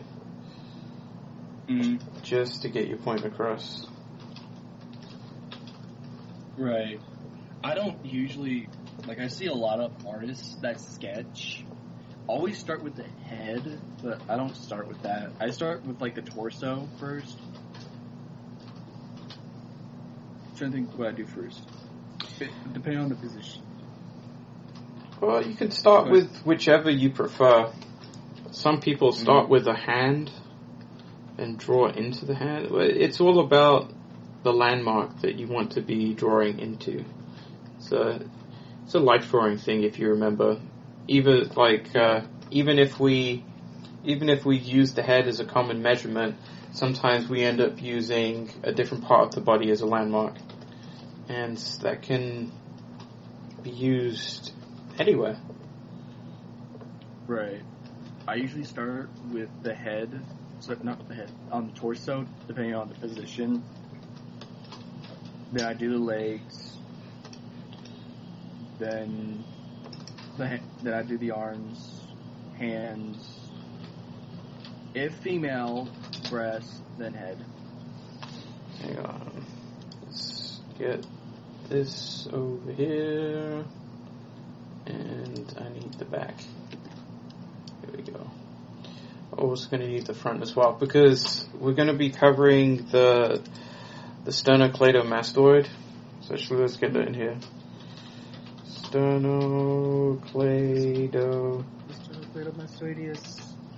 No, the whore. Here we go. I actually think that's actually a pretty interesting muscle because it's all in the neck. I don't understand why they named it that way because the trapezius is very similar, but like the trapezius has three attachment points, but it doesn't have a super long name that lists all those attachment points. Right, it's just trapezius. Instead, this one has a long ass name, sternocleidomastoideus. Let's just get the jaw down to here, and let's just circle this up. The sternocleidoid is kind of like the trapezius. It has three attachments. Yeah, and its attachments are much closer together as well. Because it's the mastoid at the back of the skull. We're about to get to it. So we start with the mastoid at the back of the skull. We'll do the medial side, which attaches to the sternum or the manubrium first. It'll attach to the manubrium, and then from the manubrium it'll go straight back, and then there's a split. It's pronged at the bottom, and the prong attaches to the medial side of the clavicle. So we just mirror this over here, flip it horizontally. I think I don't know which muscle it is. It's the one you're doing right now. Isn't that the muscle you can see if you like turn your neck or something? Yep, this is the sternocleidomastoid. Everybody's favorite named muscle. Actually, let's push this down and erase this. So it can vary in size from person to person. But it's something like this. Let me just re-mirror that. Actually, there we go.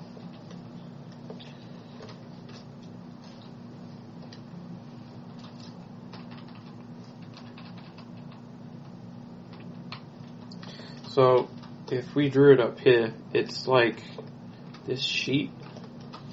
It's this long, like this.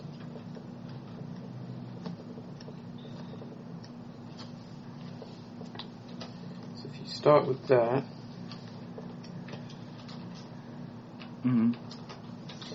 then you add this little flap on the other side. So lift it up a little bit so don't run into tangents.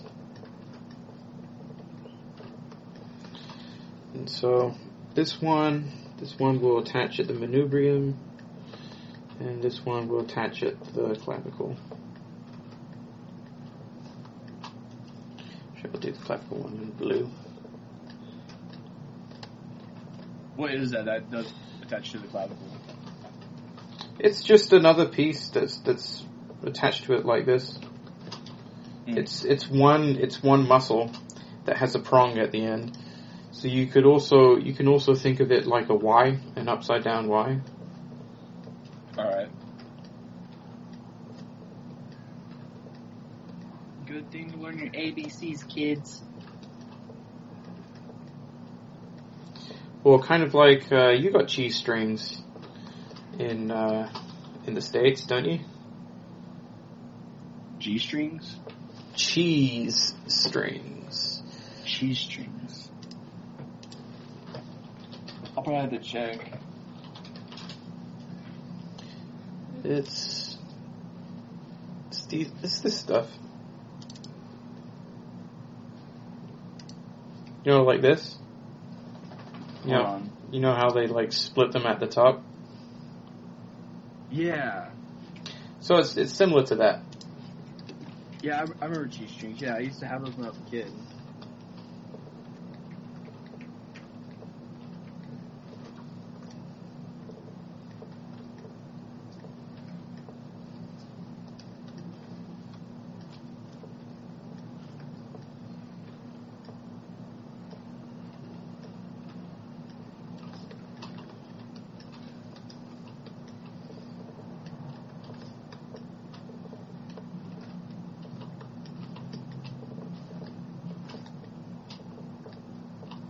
Alright, let's add some shading in here.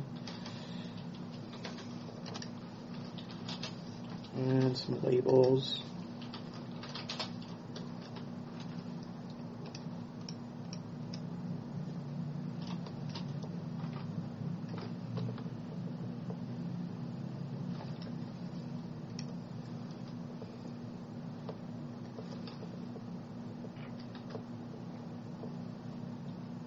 There we go. Alright, so let's just draw the rest of the attachments very quickly. Mm-hmm. Alright, so the medial side is going to attach to the manubrium. Both sides from the mastoid, which is between the back of the occipital bone and the mandible. Right. So right now we're not drawing the thyroid or the windpipe, which would change the contours of what it looks like. So we go. So I actually drew this clavicle a little short. It attaches like so.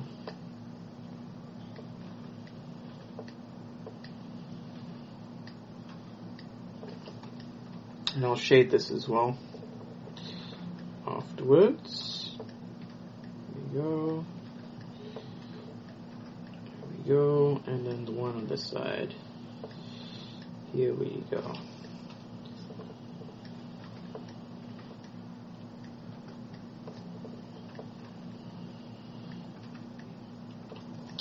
There we go. Let's get some shading on here.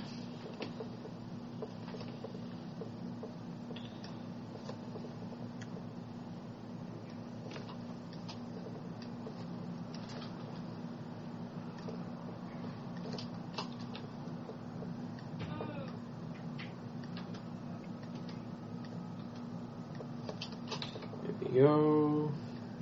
There we go. There we go. So you can think of them like pulleys that when they flex, it will bring the neck forwards, and when they extend, they relax. It allows you to tilt your head backwards. So if somebody cut your sternocleidomastoids, you wouldn't actually be able to keep your head upright. You'd be constantly like flopping your head back. Ugh, that sounds like a horrible way to die. You wouldn't be dead. They'd have to cut your jugular. Like, they could open you up and make sure that, and like cut your sternocleidomastoid in half. Like, just chop it up a bit and make sure they don't cut any major arteries. And you won't be able to look forwards anymore.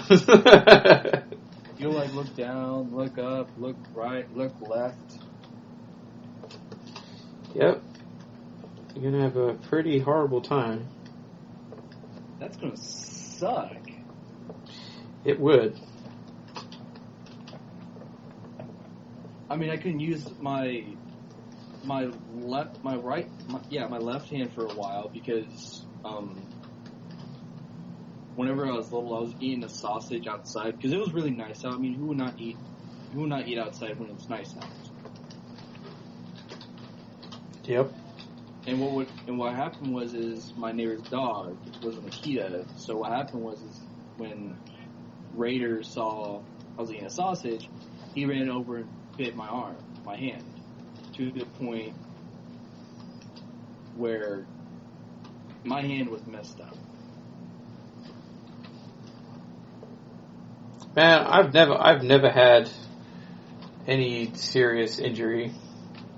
I used to fake it all the time when I was in school, just so I could skip school. Man, I hated school. Like, I'm trying to explain what was my hand like? You know how, like, you see, like, one of those monsters, they have, like, those split arms and stuff like that? Yeah. Think of that, but with my hand. That's gross, man. Yeah, like, there's torn muscles, there's torn everything in my hand. There was, like, my knuckles were dislocated, my thumb was broken. Ah, dude. I actually had to go to physical therapy for it. When I was little. I imagine you would. Does it function properly now? Or Yeah, it does, but you still have some problems with it? yeah, sometimes I won't feel anything in my left hand for a bit. Because my brother managed to break my mom's thumb when he was really young. He was like a toddler or whatever. And even like 2 decades later, when she finally got a surgery to fix it, and like she still has terrible handwriting. Mm-hmm. The bright side though is it's my left hand, not my right hand. I draw with my right hand, Mm-hmm. so I'm good. Man, I just realized this guy has like a really low, really short neck. Now that I'm drawing the trapezius in here, his neck should be much higher up. I'll work with it.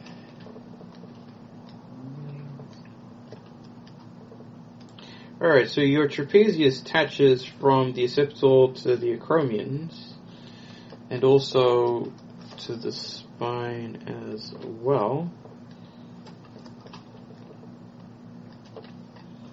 So this dude is going to look sort of like a caveman. Or actually, I'm going to relax his trapezius a bit.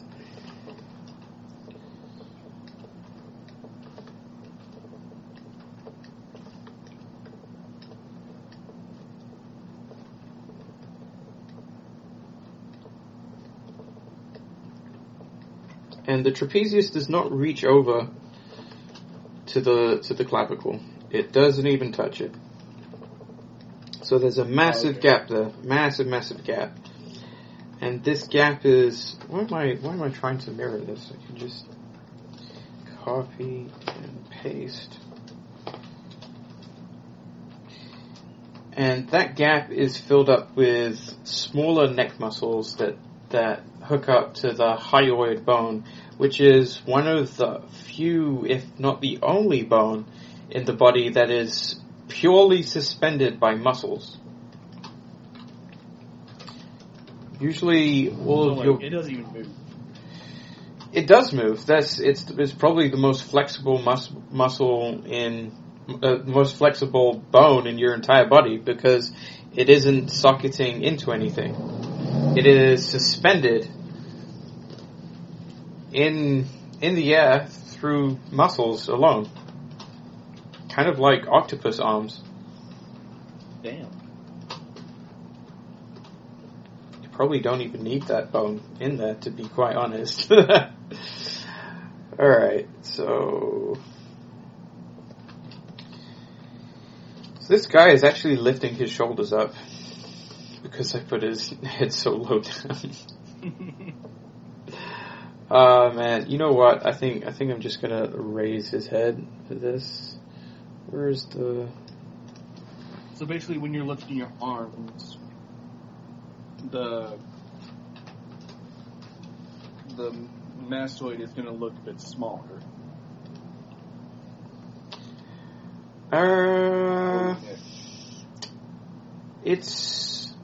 It can do. It depends how you're flexing it. Like you just like raise like when you raise your arm to a teacher or something.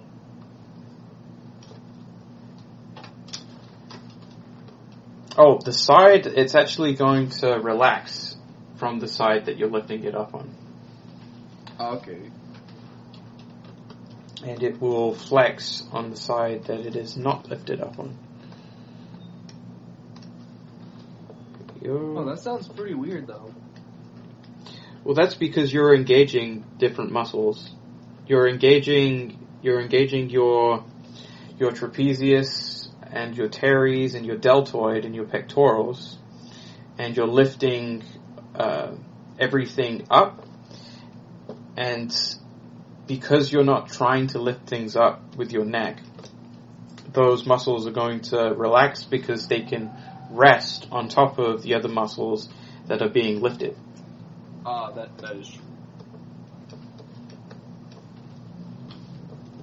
At least they don't have to, if they're not resting entirely, they don't have to flex as much as they usually do. Right. Here you go. So now this guy actually has a proper neck. Yay! But what I have learned though on the flex and pinch, or the pinch and stretch thing, Mm-hmm. Simple as if when you bend backwards, your front is going to stretch. If you bend forwards, your back is going to stretch. So I'm guessing that also applies to the neck too. Yes, because of the trapezius. So you'll probably be counterflexing to keep the position if you're trying to look at something. Alright. Woo! The more you know. Right. Alright, and let's actually... I have to say my knowledge is a lot more better than when I started drawing. Well, that's generally the case when you start something. Alright, so let's get the attachment here at the back. The acromion Special. over here. It's because you are very special. Yay! Just telling the teacher just walks out with the other teacher. That kid's so fucking retarded. Here you go. Don't forget to extend that clavicle over here.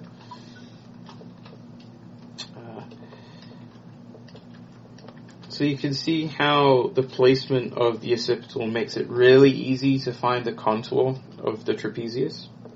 Yeah. And where you've placed the acromion as well will just help you attach it directly in there. So the acromion is over here. And the acromion process is on the scapula. It is the prong of the scapula that meets the clavicle.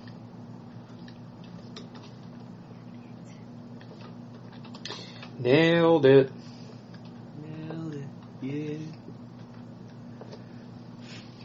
I say the acromion process was the biggest problem when I was doing my scapula study. Mm-hmm. I think it's still posted on Discord, actually. Yeah, here it is. Because I was doing front, back, and side. Mm-hmm. I think the acromion process was the hardest one to draw on the scapula. We'll get into more detail about that. Yeah. Eventually. I'm trying to get this done because we've run out of time. I want to see if I can get all of this in there. Because now I'm just... Because the more important ones is actually from the back.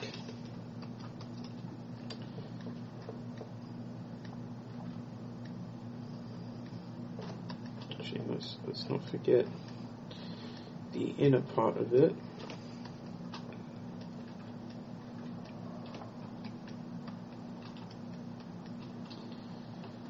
And then the actual back part of it, which is the part that everybody knows.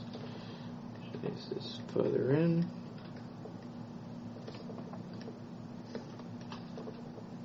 You need to push this further in as well. And these two.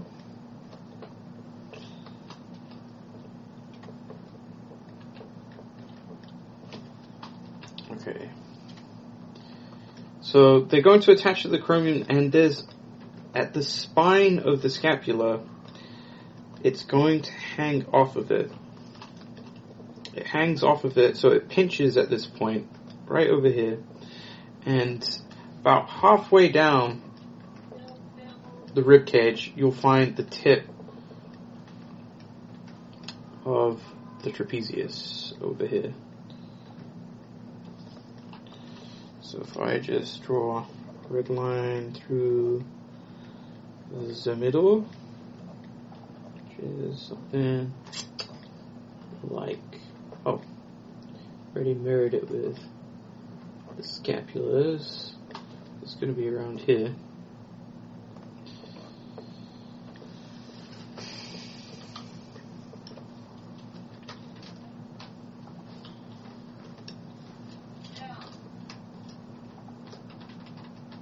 Just put them right on top of each other. Match it down, there we go. So let me just shade. I'll shade this in blue. What's on this layer? Oh, the mirrored thing over here. Alright, so let's just get some color in here.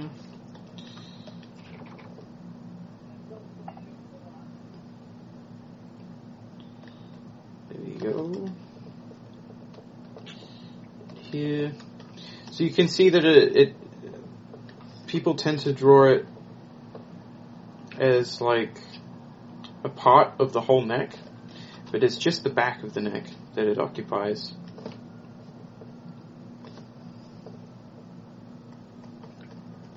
Right. And it's sort of like this cylinder that's cut in half and then stretched out midway to the sides, and then at the bottom it's stretched and pinned to the middle of the rib cage. The trapezius? Yep. So I'll draw that out in a second. Try to get all of this in here then.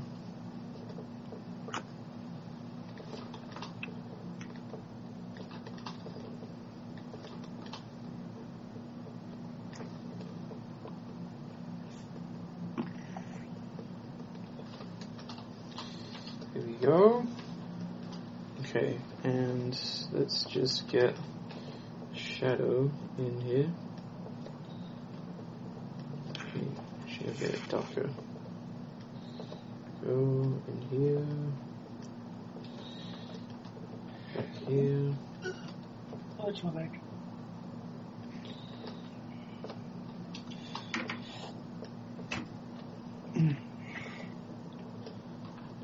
So far, I have to say my most favorite study has to be well, as of now, will be the neck muscles, but so far my most favorite study has to be whenever I drew that skeleton. Mm-hmm. It always has to be the skeleton, because I'm so proud of it. Alright. Lie. There you go. So we cut it in half. Mm-hmm. Like this. And we're gonna just copy this over, raise this half, leave the other half.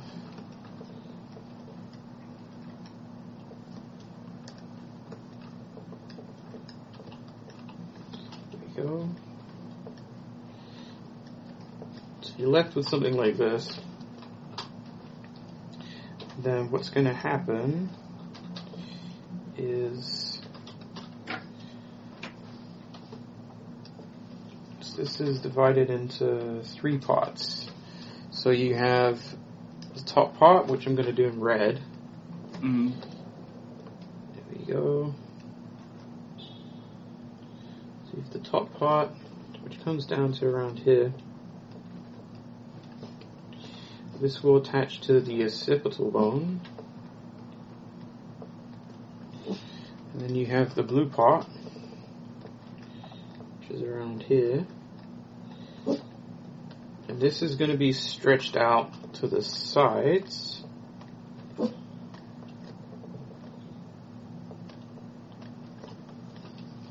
then you have the green part, which is stretched down.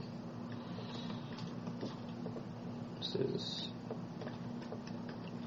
Now, you don't mind me asking, before we head off, what does the trapeze do? It has similar functions to the sternocleidomastoid, but with a bit more strength. Find that there's a lot of overlaps in what muscles do, and some of them just do it because there's just a bit more dexterity added to it. So it's sort of like I'd say the trapezius is almost like a thing that props up the back of the skull. Because otherwise you'd constantly be stressing your sternocleidomastoid if you didn't have it, right?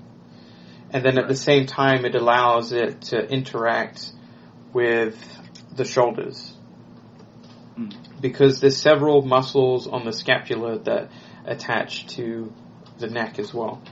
So they're all doing something together. Right. Alright, so let's just draw this out. This one is going to come back here. Like this.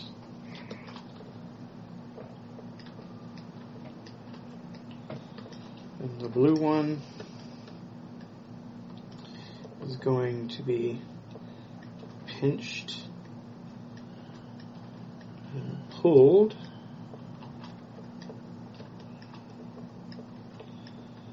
up here like so.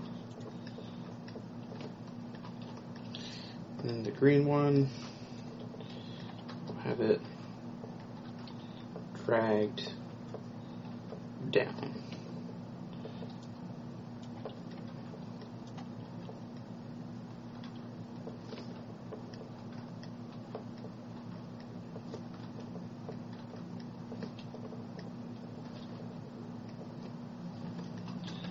All right.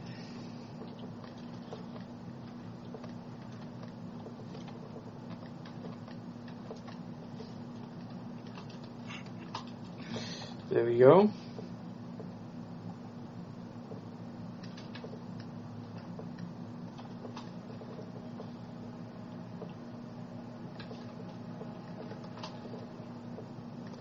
All right.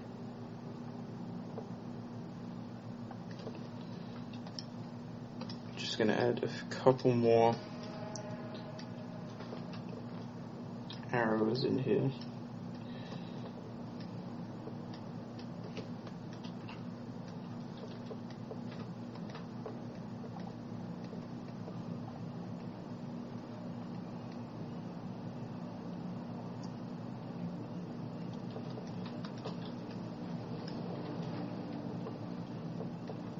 Oh, this one's too bright. Alright, that's it. We're done. Woo! Just gonna add some shading in here. Time to go kick my cat. I mean, go draw. Right. Go draw. I was getting ready. I'm sorry. I'm in a bit of a hyper mood right now. It's alright. I'm coming down from a bit of a sugar rush from my lunch. Right. I just been I've actually been up for like 2 days. I was like pretty tired. I actually took my meds a while ago. Too. Gotta go to sleep, man. You need the sleep. Sleep's good for you. Yeah. I actually need to fix my sleep clock too because I need to get up early so I can do some sketches and drawings so I can at least have some of the day for myself. Go get some sleep, dude. After class, just go to sleep, man. What's your time there right now? It's like 6:26 right now. Yeah, if you go to sleep now, and then you'll wake up extra early the next day. Yeah. Because the drawing I'm trying to do for Pizza Cat, I actually just got done doing flats. I might do some shading before I go to bed. Mm-hmm. Just so I can at least get some done. Because I'm trying to get my art done in like... I'm trying to set myself with small goals of it. So I can be more productive. It's always a good thing. Yeah, my small goals are... 1, get up early to draw, sketch, do some studies for a little while in order to... so I can at least have some time for myself. Then try to get the main pick done in at least a 3-day period of time.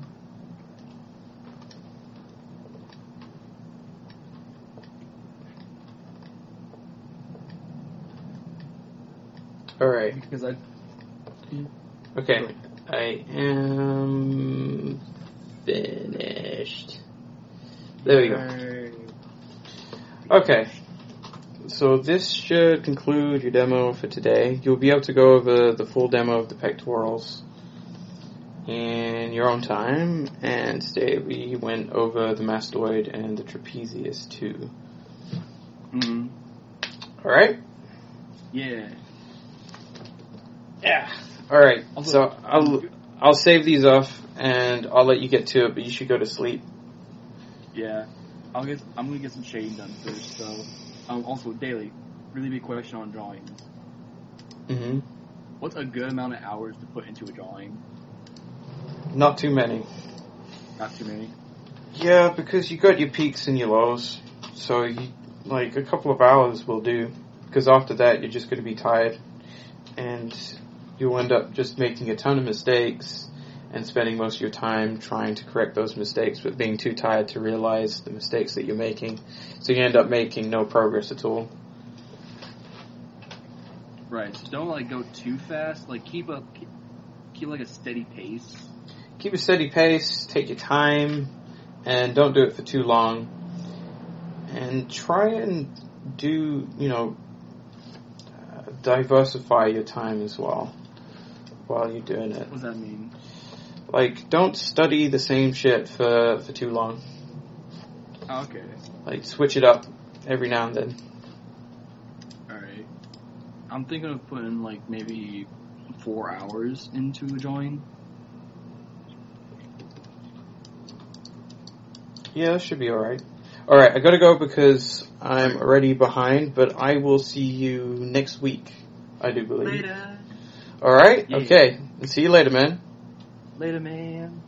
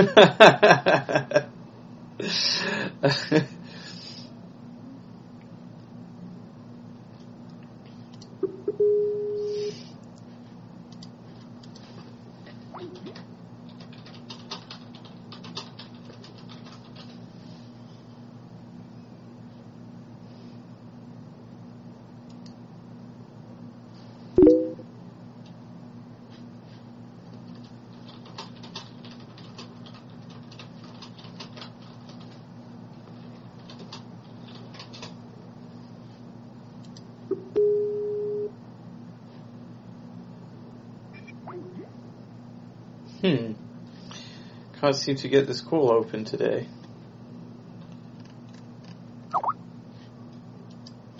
Alright, he's gonna go restart his Skype.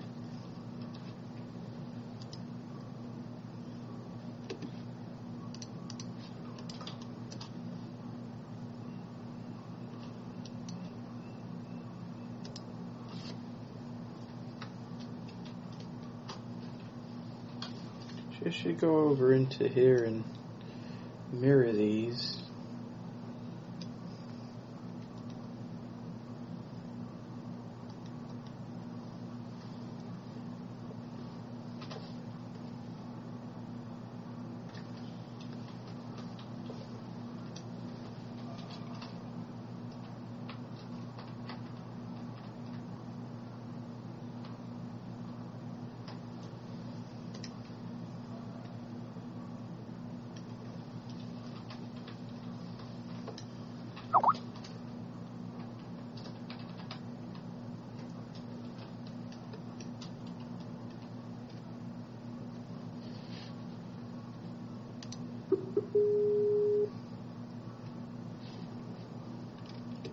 Yo?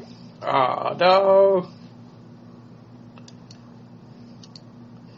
Okay, let's try Google Hangouts. Maybe Google Hangouts won't be a piece of shit today.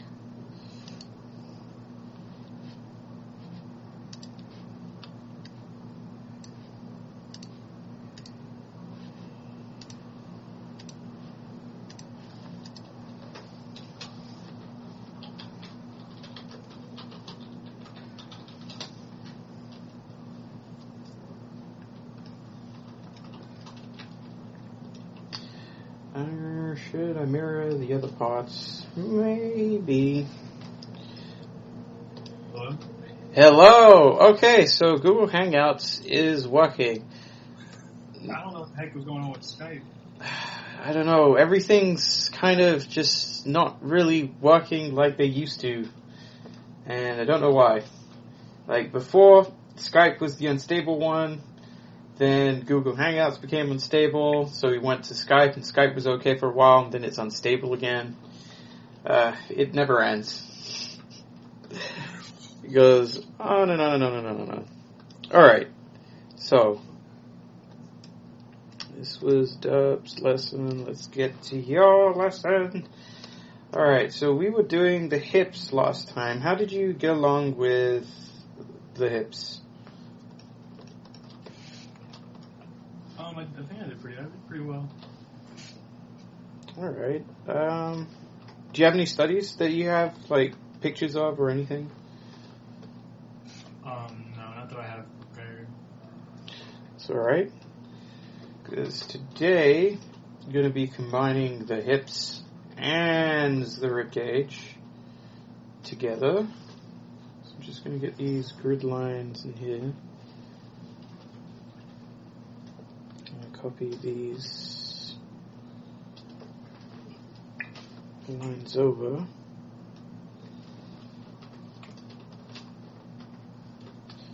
There we go. And then I just need some orthos of the rib cage, which I did earlier today. Let's see if I can get away with these ones. I need simpler ones. Actually, I'll try these ones and erase the other parts because we're going to be putting the anatomy on top. Oh, actually, no. I use the ones, the ribcage from Dubs. Okay. I don't think I ever got those. One sec.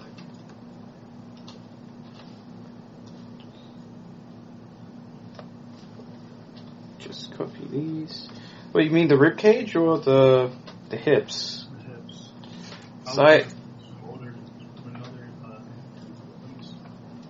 Because I thought I sent it to you late, like 2 days before the next lesson, because I forgot to give it to you on the day, which happens every now and then. Alright, so now I need to go in here, paste that in here. Let's not forget the shoulder girdle. Let's get that. And that should be everything that we need from here. Alright. So let's get Amos's ribcage. Put these in here, and this is the grid. Grid for the hips, and here are the hips. I need to get this outside. There we go.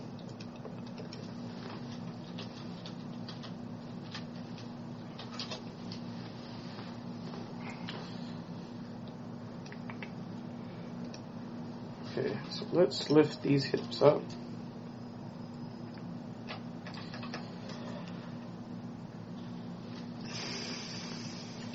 I'm gonna need to squish them down a bit. Yeah? What's that? I think I might have to give you the rest of what I owe you on PayPal because I think I might have done something wrong on the Patreon where I made it say charge once. You can edit that. That's the maximum amount that you can set for every month. So I do believe you can edit that. Although I should go and check myself because I've actually never, I've never used Patreon to pledge to anyone before. But that's how I hear it works. You're my first actual pledge because I never used this either. Alright, so let's get this in here, and this one needs to be squished to fit in here. There we go. This one needs to be moved along. Also needs to be tilted. Damn, all of them need to be tilted.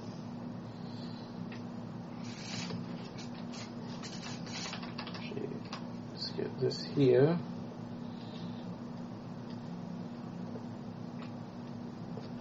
There we go. So move these down. Go ahead and move the grid with it. So today, gonna add like all the abdominal muscles. One second, I'm getting. I'll be right back. That's alright. Here we go. So I can just get this done while business is being handled. Actually, this one looks a bit too squished. Let's stretch it out like that. There we go. This one is not tall enough. I need to get it up here. And if we're tilting it forward, I'm going to need to edit this.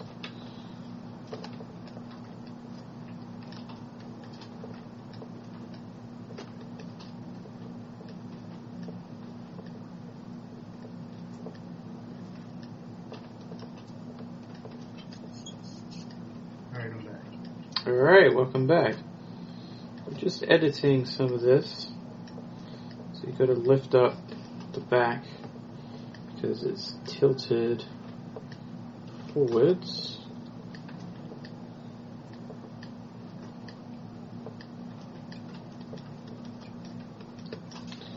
And I gotta do the same thing here as well. What I can do is I can cheat a little here and squash it up instead.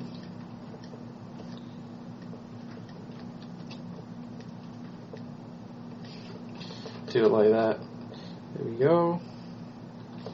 This will get us ahead of time. Just move this so it's centered in here. I'm going to add some grid lines above. Oh, put it on the shoulders. That'll do.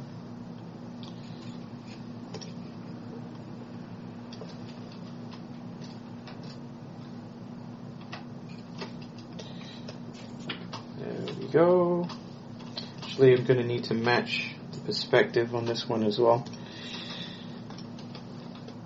So bear with me for a second as I get this set up. So I find that it's much easier to explain all the muscles when I can just rotate them very easily on an orthographic turnaround, like so.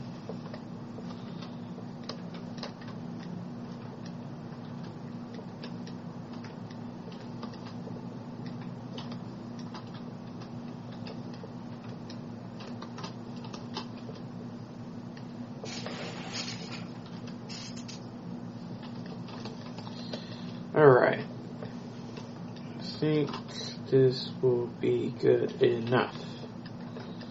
Just, this one is a little bit light, so I'm just going to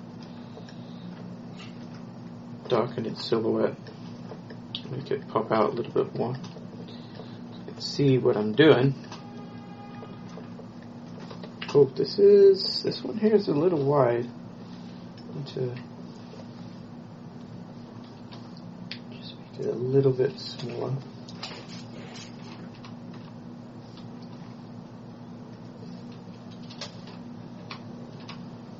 There we go. So you got to remember that the hips are as wide as the rib cage. For guys, at least. We haven't gone into gender dysmorphism yet, or dimorphism, however you say it. Just get the top like this and attach the spines. There we go. Spine 1. So this spine out here needs to be pushed out a little more. Spine 2. Actually, we can push this backwards.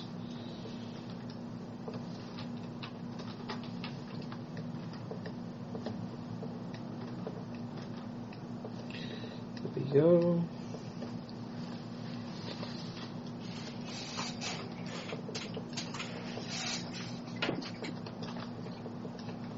Sounds like your chair's about to die.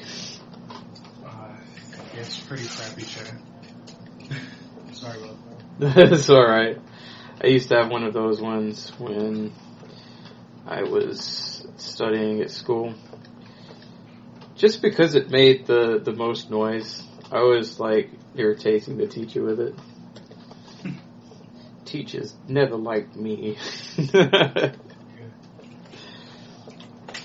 I'm a terrible student for academia, at least. It's tough when you have a visual mind to sit there and listen to somebody talk to you about something you're probably not interested in. Yep, that's always been a big problem. Just, sitting there passively and taking it. Yep. Not something I do. Alright, so let's round this all up into the trunk. There we go. Got the rib cage in here, and then we're going to put this in its own folder called the overlay. Now we can turn all of it down, and we can start drawing on top. Alright. So this is in Anatomy 2, and we are studying the abdominals. Alright. Get this in here and this in here. And let's get a layer in here. Okay. So, let me just get the reference up here. Whole bunch of things that we need to cover. So let's start with everybody's favorite muscle, the six-pack. Oh yeah. So that is called the rectus.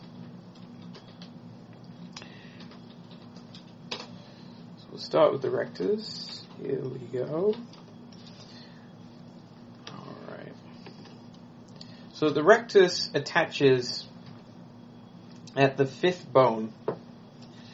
Oh, if we're gonna need bones, we are definitely gonna need. I'm gonna draw the rib cage with all the bells and whistles on it. So let me actually just copy this, and it's actually useful this time that it calls it rib cage 2. But we also need a copy of this layer. And I'm going to put that in here. I'm going to put this in here as well.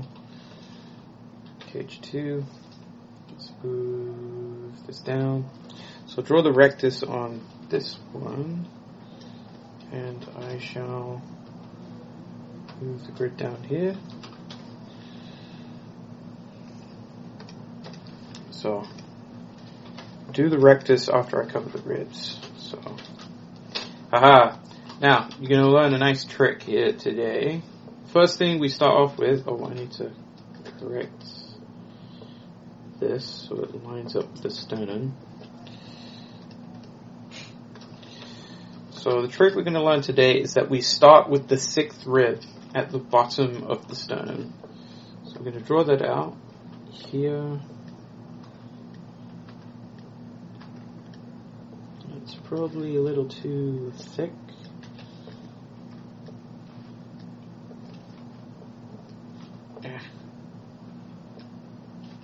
Okay, that's good enough. So get the reason why we get the 6th rib is because it is the division between the true ribs and the false ribs. And there are 5 true ribs above. Oh, actually, I'm going to need to add a little bit more geometry in here. I probably need that over here too. There we go. You add this geometry so you can tell more accurately when the ribs are going to bend, because the ribs aren't a very smooth and rounded shape. They're very planar. They take sharp turns. So I actually need to add this to them. There's obviously the one that goes down the middle. And this already has it as at the back. Okay.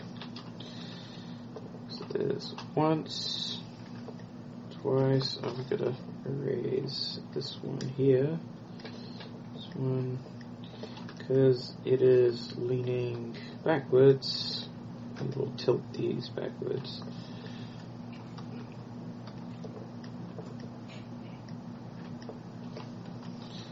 Alright. And then is this one you're gonna see the edge of the middle? It's probably around here, okay. Let's get this one. So it has a very odd way of wrapping around things. It wraps around sort of like this, actually.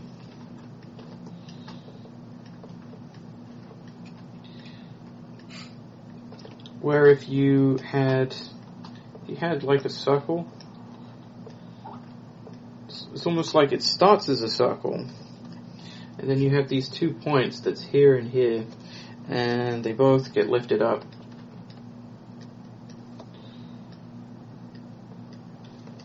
Until to where it is here and here. And then because it's tilted forwards, you end up with the shape that is more like this. So don't forget the tilt. And all of these are out of order. Back to front. These should be behind the one at the back. Over here. There we go. So move this down here. There we are. Okay, so back to drawing the 6th rib over here.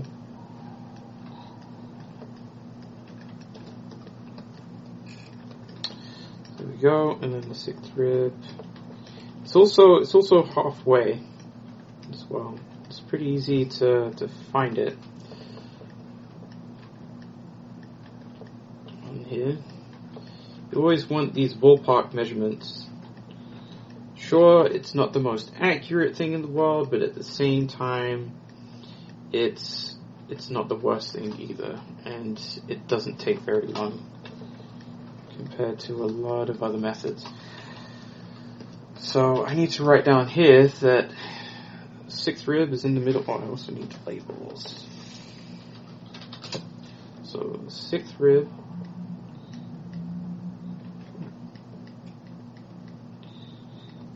6th rib in middle.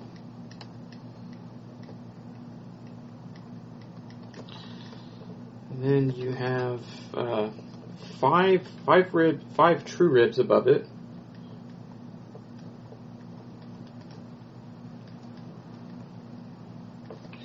5 true ribs above. And 4 false ribs below.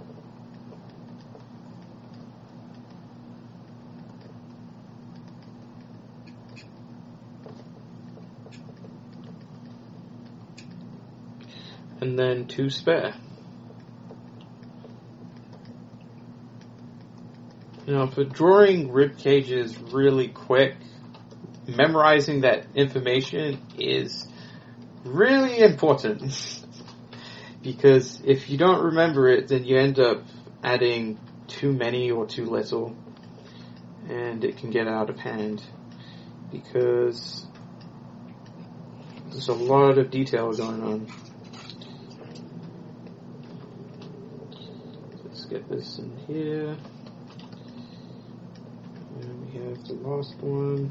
It goes to the spine, which is here.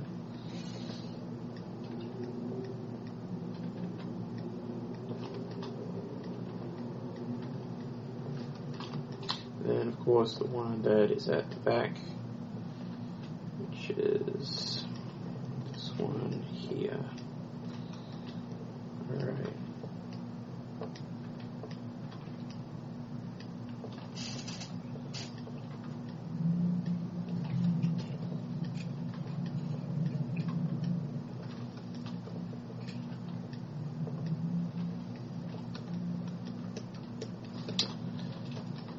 Now, there's always a chance that actually I can get a bit more perspective in these ones. Oh, I drew all of those on the labels layer.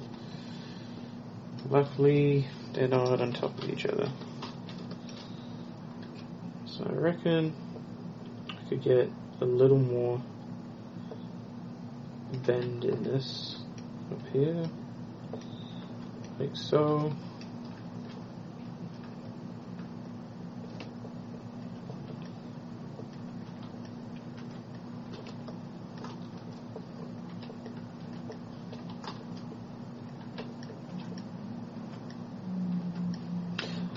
So I like to call the 6th rib the costal rib, because it is right next to the costal cartilage.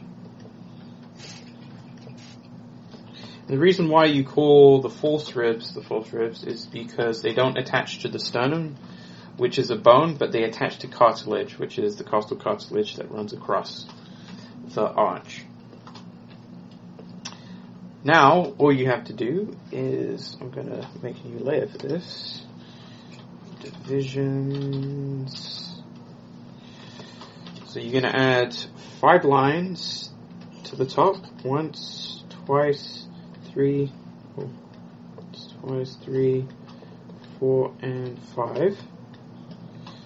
And I'm actually going to lift those up, and then I'm going to mirror them.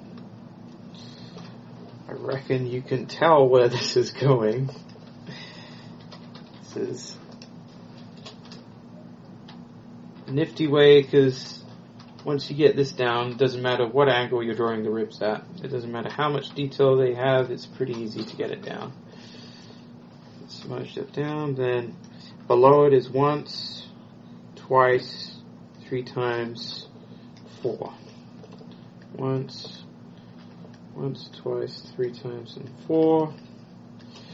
1, 2, 3, 4, and 5. 1, 2, 3, and 5. And once, twice, 3 times, 4. Once, twice, 3 times, and 4. And there's a lot of repetition to this, so once, twice, 3 times, 4, 5. Once, twice, 3 times, 4. Around the back.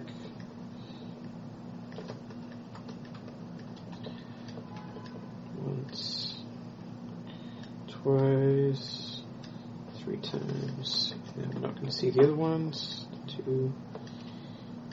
1, 2, 3, 4, and 5. Actually, this needs to be a little higher.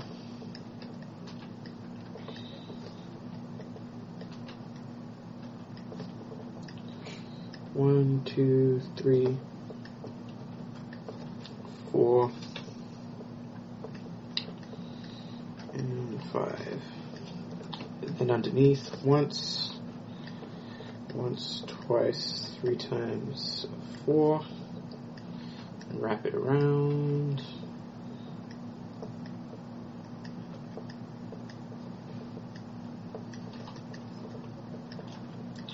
Once, 2, 3 times, and 4. And the last one. Here we go. Once, twice, 3 times, 4 times, and 5.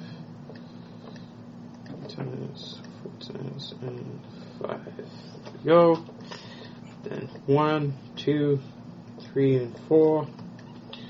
1, 2, 3, and 4. Okay, finally covered all of the divisions. So I'm just gonna lower the opacity on here, and now we can start filling in the geo, which is we're going to be drawing a gap between the lines and shading it in. So this is going to be this gap. And we have this gap.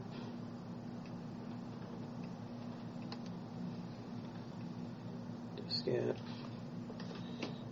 And we got. So now we know that we need to spread this one up because we definitely need this one up here. And this one up here. So now we know that we need to just add a bit more space between them. So we have 2 up here. This is the 3rd one. So we actually have another gap that is here.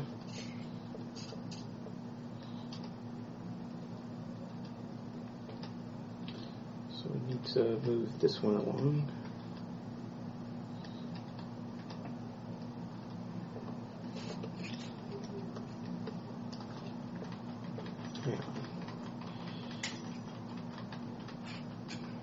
What I'm going to do instead is actually flatten this out. So that would make more sense. Go. And last one that's up here. Like this.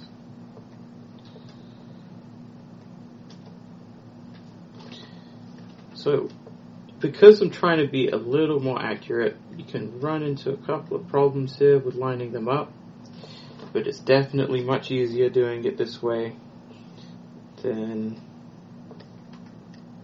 trying to divide it up as you go. Alright, and then get the cavity in here. Then we just need to get the ones underneath. These ones tend to be easier to do. They're more compliant, you could say. Alright.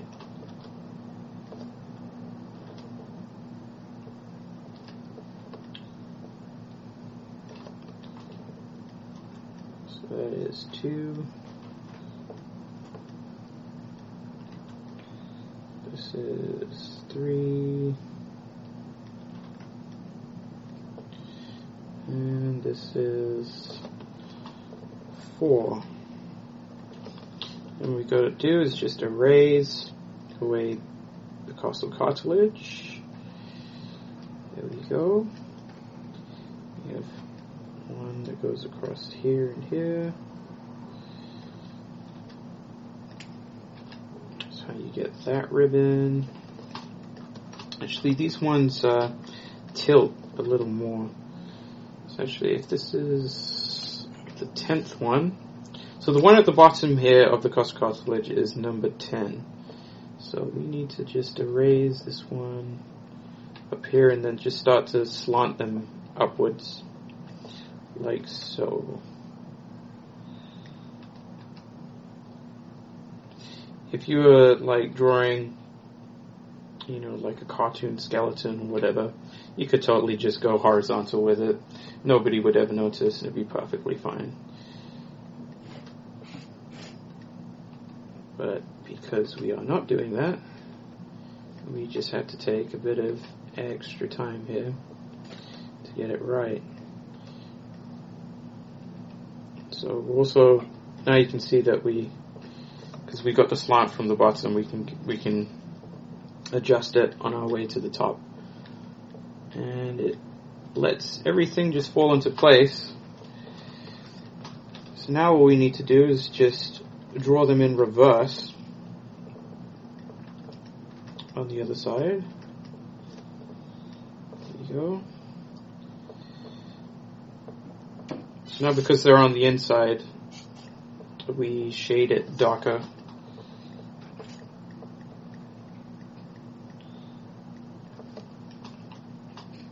And you can actually shade the cartilage between the spine, between the vertebrae, even darker, because that would count as the ambient occlusion. Alright, there we go. Now I'm just going to mirror this one because it's from the front. So I should actually just erase this one here.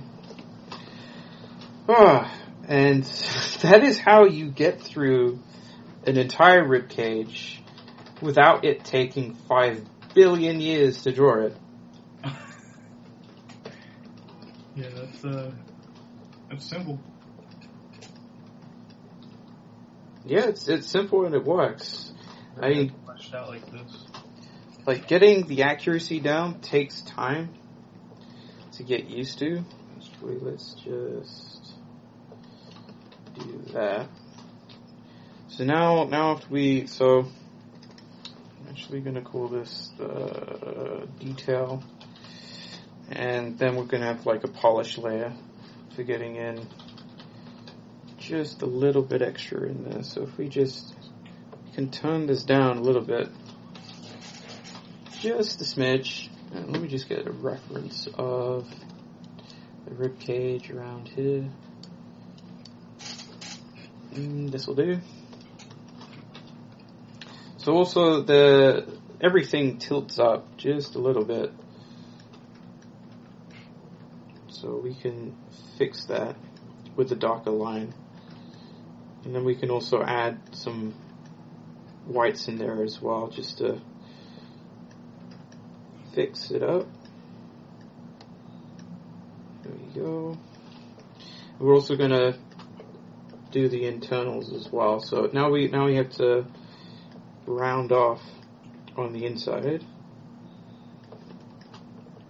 and we darken it up to add the ambient occlusion, and this makes it look like this adds like a ton of depth to it. Like it already starts to look quite finished early on. Adding this part in.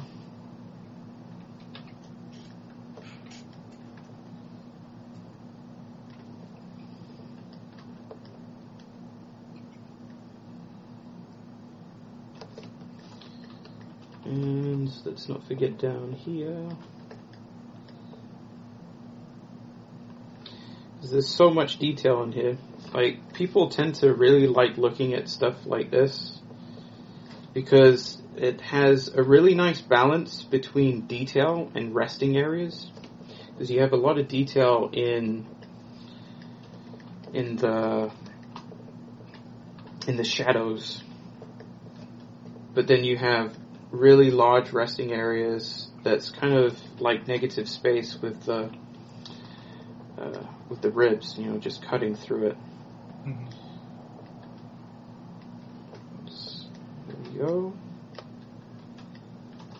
Just blend it out a bit. So we're just going to pick a lighter color and we're going to get rid of these lines in here that are on top.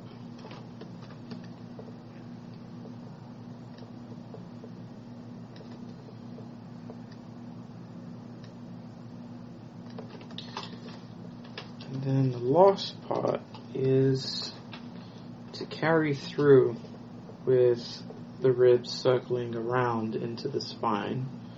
So you're going to get, this is where it gets really detailed with the shading. And because you get, you know, very dark shadows in there next to light ones. And it creates a nice pattern. So to get the spine in here. There we go. So let's cut out some of this in here too.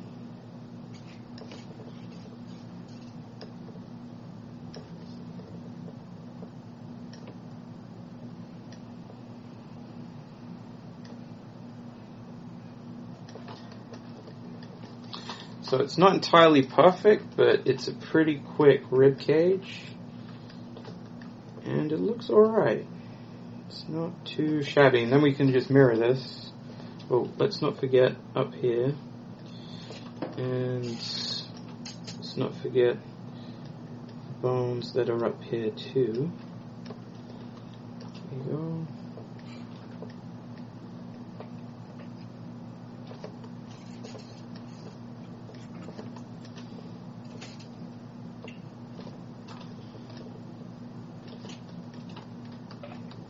Essentially, we can lift this one up a bit more. About here. There we go. Alright, trying not to spend too much on this, because you can spend absolutely forever on rib cages. So here we go. Now, we're going to copy and paste. Copy, paste, and flip horizontally. There we go. There, we have done a rib cage with all the neat details in there. Oh, let's not forget the you've got the spare ribs down here and down here, and shade these out.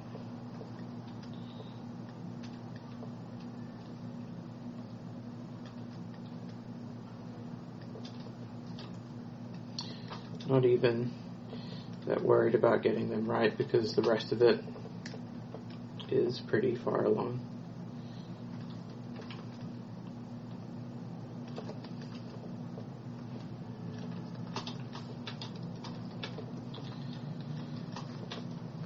And just going to add a bit of an overlap here, so the clavicles read. So they're starting to blend a bit into the background. Actually, just leave out the false ribs for now. And we'll carry the vertebrae down. Okay, so that's how you do it from the front. And obviously you just continue that with... Yeah, you just wrap it around. And you'll be golden. Awesome. Hang on. Actually, I'm going to delete halfway in this and mirror it again. I don't think I did it right. Oop. Because size marquee tools are terrible. Let's see. Add new layer here. Merge that down, merge it down. It's funny because I would draw that. I would draw the 6th rib all the time. Not really the rib, but I draw a line to represent the 6th rib. Yeah. I never knew why. Like it was just. I think it was a study I did for ribs, but it was like a not much detail like study. Mm-hmm. And now that it's just crazy seeing like what I've been doing kind of means something. So it's not completely hopeless. I know, right? Like, because there's so much going on in the ribs. Like, if you don't work methodically with it, it can really just sap all of your time, and the quality can just, go down as well. Like, when I was in school, there was one guy who was, like, better than our teacher, and he was doing all these crazy angles of drawing the ribs, and we're like, how do you keep track of all that detail? And it's because he was doing something like this. He wasn't trying to eyeball it. He had a formula, and he wasn't sharing it. Great. I know. Well, he would have shared it, but like, you know what students are like back in high school and stuff. They're like, oh, he's the good guy. We can't talk to him. He's too cool for us. That sort of thing. And it's funny because the whole time he really wanted to share all of his stuff, but he was just really shy. And, it was a shame. Like, because our teacher, like, inspired this kind of crazy, hostile, vitriolic criticism to pass around to everybody. Like, oh, if you're gonna you should go around and tell people that their art sucks. And, all that kind of bullshit. And so, like, nobody could walk up to this guy and say, hey, you made a mistake. Because he didn't. It all looks so amazing. So that's why everybody left him alone for such a long time. But then he turned out to be a really good friend when I was just stuck on a problem, and I was like, hey, can you tell me how to fix this? And, like, he just had all the coolest ideas. That's awesome. I didn't have many prodigies when I went to school. I went to public school, so I guess I can't expect much for a public college. Yeah. The professors don't care. You're just in and out. Yeah, that's kind of what it felt like. Like, once like, our year was done, they were just sort of like, hey, get out of here. We don't want you in here. You're not giving us any more money. Just leave. And it was like art school is expensive. And they charge foreigners more. It's crazy. I don't know how they got away with that. They charged them double. Where did you go to art school? In Van Arts. And it was pretty terrible the first year. And then they brought in, like, some actual professional teachers. Oh. And the first thing they did was, like, fire a lot of the old teachers. Nice. I know, they're really good. So, okay, I should leave this alone because it's not really going to get any better with the amount of time that I'm going to spend on it. So, I'm not going to cover the other ones because it takes around, 45 minutes to get through each one. I can figure. That your representation of it is super crystal clear. Awesome. So what you can do is actually you could take this page when you get it and you can try and fill out the other ones that are already drawn there. using the same kind of method, and we'll see how you get along with that. So I think the last, let's call this detail, the last thing you need to do is just add a shading layer with low opacity, so you can better see the change in angle of the ribs.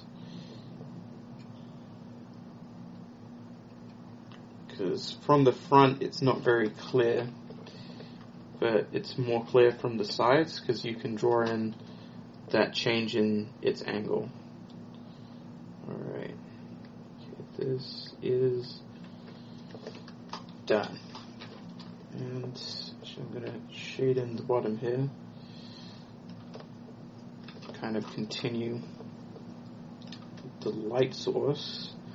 And so the reason why I wanted to cover the ribs is so now that you know how to construct the ribs pretty quickly, you know, you can do it quick and dirty now. Now we can move over to the rectus. So now we know where the, actually I'm going to copy this stuff from down here. We can paint on top of it.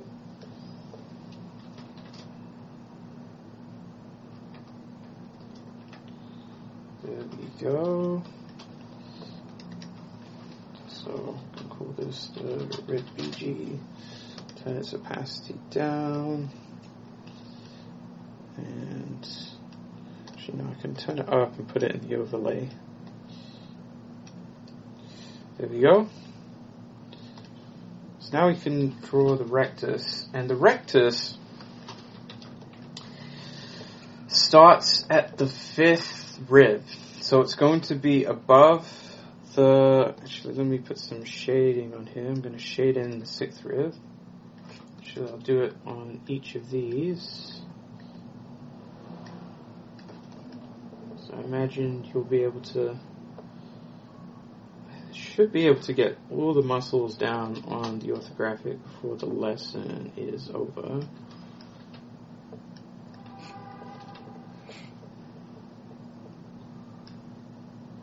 These ones back here. Alright, so this is the 6th rib right here.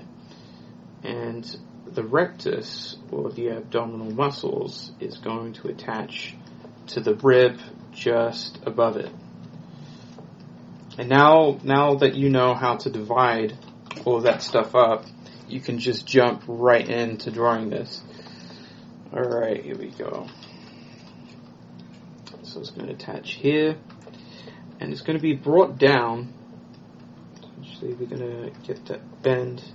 Because remember that the rib cage is tilting backwards. I will draw a diagram in a second. Once I get this line down here. So it's going to attach to the pubic bone, the rectus. So the pubic bone is down here. And I'll guess I'll have to leave drawing a more detailed sketch of the pelvis in the next lesson. So actually I need to get it a little higher. Here we go. And what am I doing? I can actually just mirror this instead of struggling for years. Whoops. Copy and paste it first. There we go.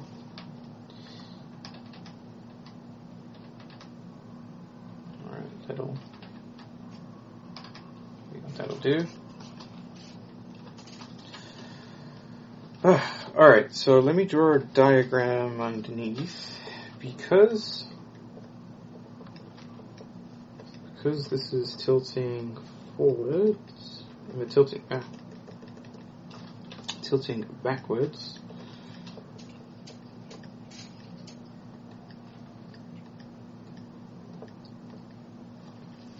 So belly button is here. So let me draw the line across here. So it's going to attach at the 5th rib up here, and then it's going to be stretched down, attaching to the pubic bone with its axis is now pointing this way.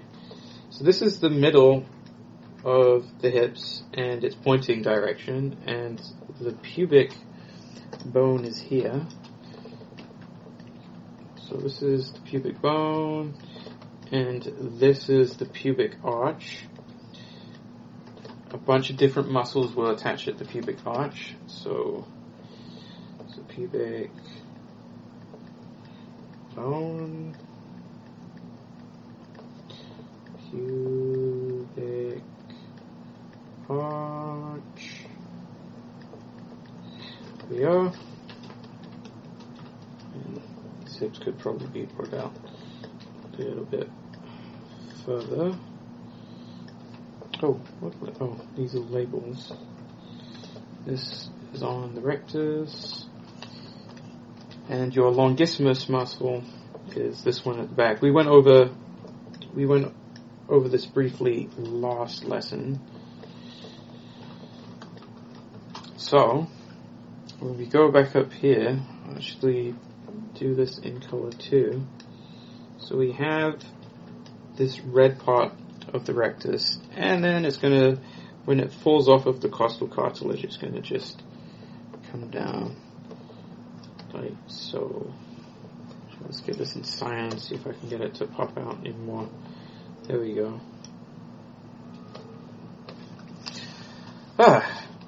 Now, you do have a bunch of muscles up here, so I'm actually going to add rectus divisions here. Rectus divisions, and I'm going to put rib cage in its own folder, because these are a lot of layers in here. Ribs. Alright, and then the rectus. Gotta stay organized. Alright, so the divisions, you actually have 8 divisions for the six-pack, because it actually starts up here above the costal cartilage. So we do this once. So the belly button is going to be around here. So we've got, let's see, twice. So once, twice, 3 times, 4 around here. Now this part is going to round off. It stretches down to the pubic bone, and now you can see the importance of the construction, in particular of this geometric shape of the hips, is that we actually know the direct place where the rectus is going to attach to. So we don't have to ballpark it. We know that it's going to attach to these points right there, right here, and even all the way over here we can see it too. And you won't be able to understand that with the bucket or the butterfly. I hate the bucket. Like, every time I looked at the bucket, I was like, man, this could be so useful, but it just feels like it's missing something. It's like it's missing everything. How did you get along with the geometry of the hips that I gave you to play with? Awesome. Because it should give you some pretty accurate results, which is what I'm all about. So what happened, so the reason why you get sort of like this division in the abs that look sort of like this is the costal cartilage pressing against it, because you can see it's getting dragged down pretty sharply. Mm-hmm. And it's going to follow. But it's going to relax a bit as you go down. Alright, so it start off a bit sharper, and then it will gradually become less sharp as you go along. And depending on your genetics will change how uniform your six-pack is. You know, you'll find some people where one side is lifted up, sort of like this, where it's just lifted up ever so slightly like this.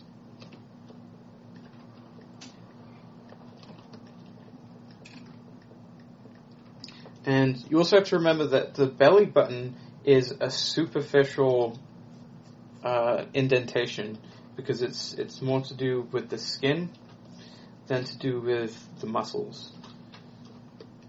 So that's why the placement of the belly button can go anywhere on top of the abs. So sometimes it's largely dependent on how the skin is stretching. So you can get ones that end up between them like this. You can have ones that continue to stretch down like this. And depending on where they cut the umbilical cord and how they cut it and the length that it was at will have a variation on where it ends up being placed. You know, it can go higher, it can go lower. Ooh, let me merge this down. So you can end up with it being as high as up here and as low as down here. And so you have to think of the rectus as more like a belt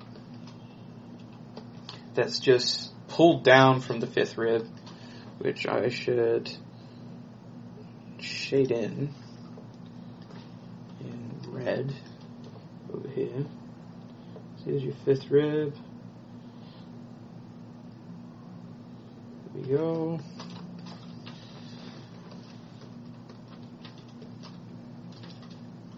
Alright, and let's see where we are with this.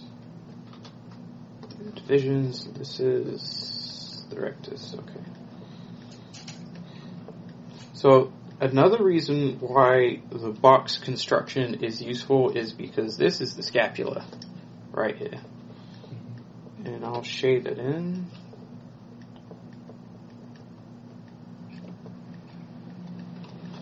In green.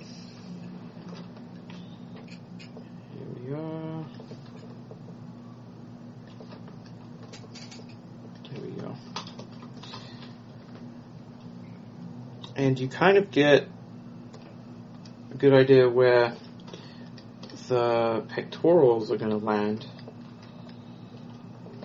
If you curve this in, they're going to be in here sort of like this. Now let's see, I did cover a bit of it. You might have seen it just before we started. Here we go. So you can see here with the costal head of the pectorals is that it attaches to, I think, the eighth rib. So it's going pretty far down, but when you pull the skin over it, you usually won't be able to see too much of it. So if we just go back over here to this. So if you were designing a monster or something, you'd probably bring it down here and make it a bit more noticeable. Yet at the same time, you're still going to want to curve it off around up here at the fifth rib. Now, because you know where the fifth rib is and that the pectorals are going to stop at it, you also find out where the serratus is going to start as well. Now, the serratus goes all the way around. Actually, I'm going to need probably a darker color while I'm doing this. Actually, I should also finish off the rectus that I have drawn here. Let's just get this one in, this one, and let's see, once, twice, three. Actually need a second division in here. Oh, these are in the divisions. Once. Twice. There we go. Okay, let's lower these ones just a little bit. There we go. Go over here. Draw this in. And another thing is that the rectus is pretty flat. So it's this belt. Actually, not quite like that. So the other thing about them is it's actually these two muscles that's like this, and they're slotted through aponeurosis. And aponeurosis is like this general sinew that isn't cartilage and is flexible enough for muscles. And it slots through them sort of like this, where it's sort of like a pouch. And then it's sort of like if you had sewing, that it's sewn in the middle of the aponeurosis. So it allows the outside to bulge, but the middle is clamped down. And this is how you get the divisions in the, what do you call them? The six-pack. There you go. And the aponeurosis is filling in this massive gap between the transversus obliques and the abdominals. So they kind of do this. I should shade the different colors. What's going on here?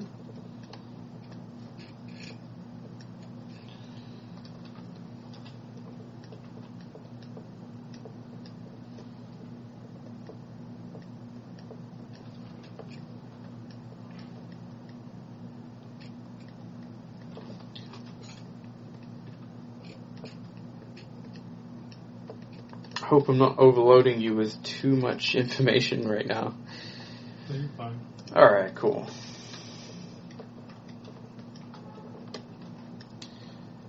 So this is the rectus, abdominis,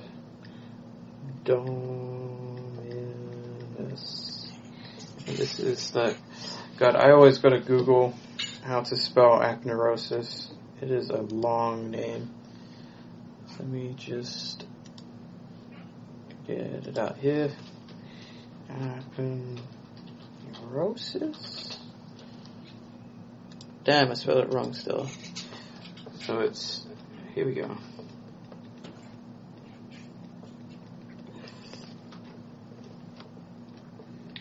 Aponeurosis. So actually I'll break down the name too, which is apon, and then U, and the easy part is the rosis. There you go. Aponeurosis. Very strange name. Plenty of them all over anatomy. Here we go. Okay. Where were we? Oh yeah, so I was finishing up the divisions here, and I was going to draw in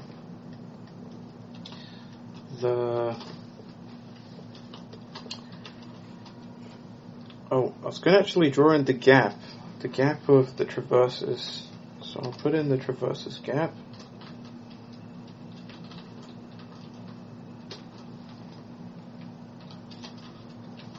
So this gap is around here, like so.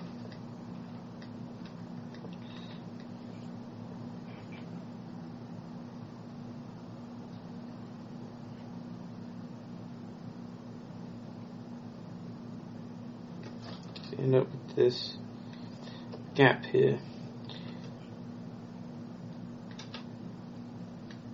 Alright.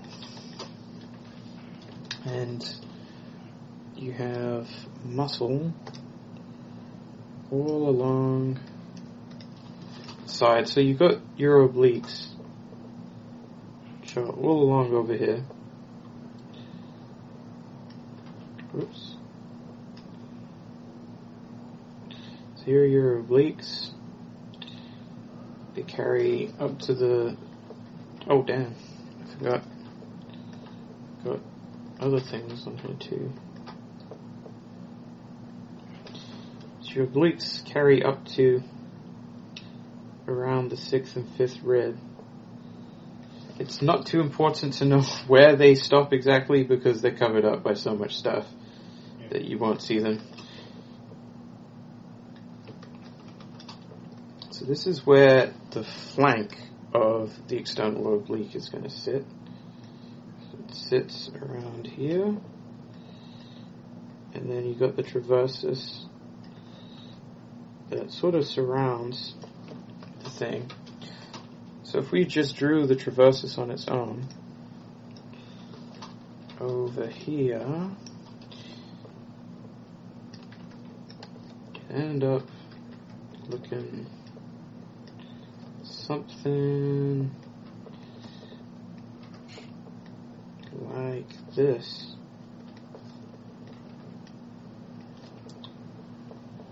You have all your guts inside. And it's the aponeurosis that kind of sews this all together, combined with the obliques that are hanging off of the ribs. So this is your external oblique flank, which is here. And then you have the anterior external obliques, which are here. And you have as many as you have ribs. So it's an easy way to remember what's attaching to what and how many times. So you can't have more than 12 external obliques. And just putting... You can see the spine on the inside. I won't draw the guts on the inside. I actually don't know how. I don't know the anatomy of your actual guts. It's not too important, I don't think. Well, it could be. Like if you're drawing somebody like having their guts exploded out. Bit too graphic, I suppose. Like the old Mortal Kombat, they had like 10 ribs. They did not care when they blew someone up. Well, nobody's going to notice. I mean, like, how many like anatomy experts play Mortal Kombat? Yeah. This is like, it's kind of like when Neil deGrasse Tyson complains about science in movies. It's like, sure, okay, it was wrong, but I can tell the difference, and I enjoyed it. It's sort of like that. It's only going to irritate a rare few people. Even deGrasse Tyson's kind of like he knows. I guess if he knows it, why not point it out? I don't know. Yeah, he definitely knows that sometimes they fudge it, but what do you call it? Chris Nolan consulted him quite a few times when they're doing what was Interstellar, yeah, to get it right.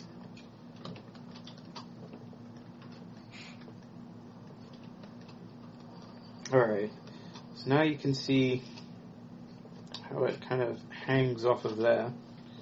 I'll draw it this side too. So there's a bit more meat to it because there's also the fat and stuff that we're not taking into account, and the skin. And this is why you have there's the division of both the internal and superficial, because after you've learned all the internal stuff, you still got to wrap it up in skin, which it's sort of like lowering the opacity of a layer. Like, a lot of that information, it recedes away. And it's a lot of subtle information, so it's very difficult to control if you don't know what it looks like with the skin taken off. Yeah. Okay, let's go back to this one. Over here. Just gonna get that bulge. So, these ones up here, so if I just drew a mini rib cage and pectorals down here, let's get some shoulders in. Nice, alright, and rib cage. So if you've ever seen like a bunch of muscles that are over here, these are the ones that are on top of the costal cartilage. And then you have the other 6 that are down here. So once, twice. Then you have the long one that's underneath. And the width that it expands is based on, you know, how much they work out. It is really hard to get a good 6-pack going as a beefy guy, because you're working against all the other muscles that are also taking up that space. Because then you're also working against the obliques and the lats. What else is going to cover it up? The serratus. Mainly this one in here, the obliques are going to end up, you know, covering it up. As well as, it also depends on how strong your arch is in your rib cage too. And these are all things that you can play around with. You can definitely break stuff as much as you want once you're pretty confident with what it's meant to look like and how you're breaking it is intentional instead of accidental. So actually, once, twice, 3, and 4. So you should be able to see 4 arrows of the serratus before the external obliques take over. If it's a really skinny dude or skinny girl that works out a lot, then you might see the 5th one, but it's still pretty difficult to see because it's receding. Because we're seeing the ones that is, let's see, the serratus. Actually, label this serratus arrows. So you're seeing the serratus that's here, here, here, and here. And so this one in particular is actually pretty difficult to see already, right? And so if you're seeing these two, which are like way below the flank and the fat, you'd have to have such little body fat to be able to see it. Actually, let's put in the serratus here, and let's see. So they attach along the ribs, like they're not going in between them or anything complex. They wrap underneath and they make quite a sharp arrow looking shape like this.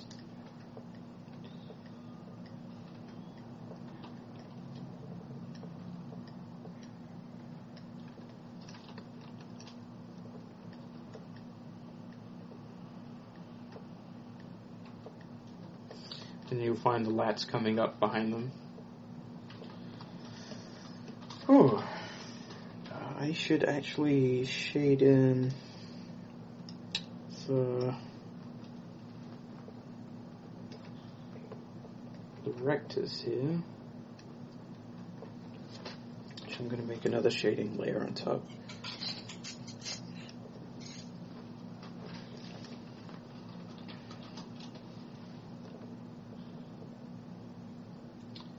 So got one for green. And another one for, we'll go backwards. Cyan. Actually, the difference in color needs to be a bit more.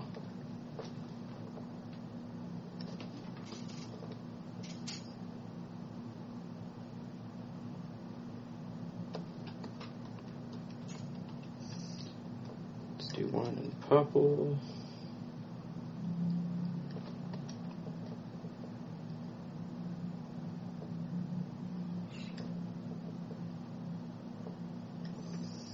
And one in pink. There you go.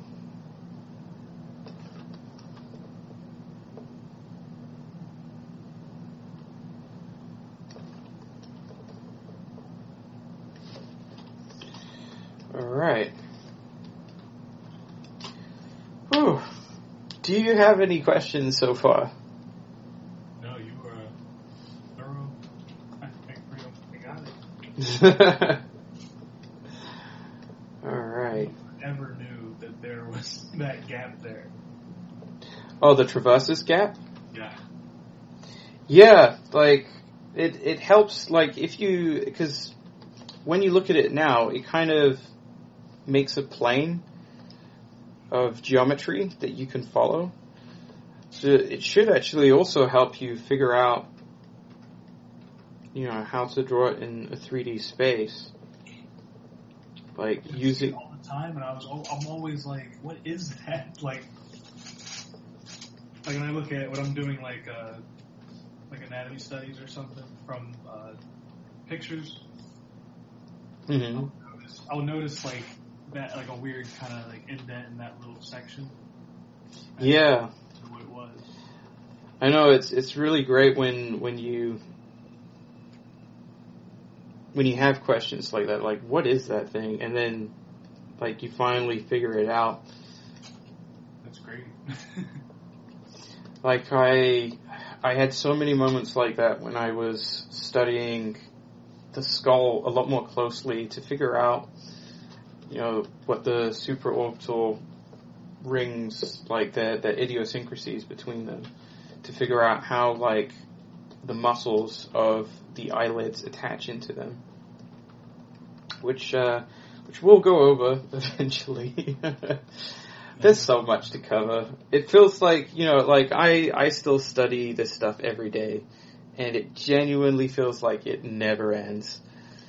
But, like, I'll try and cover, like, as much as I can before, like, so you can feel like that you can just, like, go off on your own and feel confident in making your own studies and stuff like that. So the other thing, because, I already covered where the fat is here, the last lesson, so I won't add it in there. But I think this is as much information as I should give you before you go off and face the world with it. Because otherwise, I reckon it's going to be a bit too much if we start going into other stuff. I don't think we have the time to cover additional stuff either. There's enough for now, I guess. Yeah. So it's like, the next lesson I'll add in the iliac crest and all that lovely stuff, and we can get into the abductors for the thighs. We'll have more hip muscles to go with, but I should think that this will do for today, I guess. Yep, that's great. I want to tell you, I don't think the next 2 lessons I can do. Yeah, that's all right. Just for financial reasons. But I'll let you know when I'm ready to start again. And I also need to catch up on some of these older lessons because I've been so busy. Yeah, that's totally fine. Also, like, if you find that it's straining your finances too much, you can always use the other memberships, Okay. which is good for, like, when there isn't too high volume of students. You can always get a good slot. It's only when it's like, because right now, like, every slot is filled with an individual student, sometimes with 1 and sometimes with 2 slots taken. And I haven't had any new students coming in, but when they do come in, there's going to be some stacking going on. Yeah. So you might want to find somebody to buddy up with just in case that happens, so I don't put you with someone you don't want to be or something like that. Alright, I feel you. Alright. So, I guess you'll send this to me soon. I could send it to you right now. I was just, noodling around with it a bit more. Like, let's see.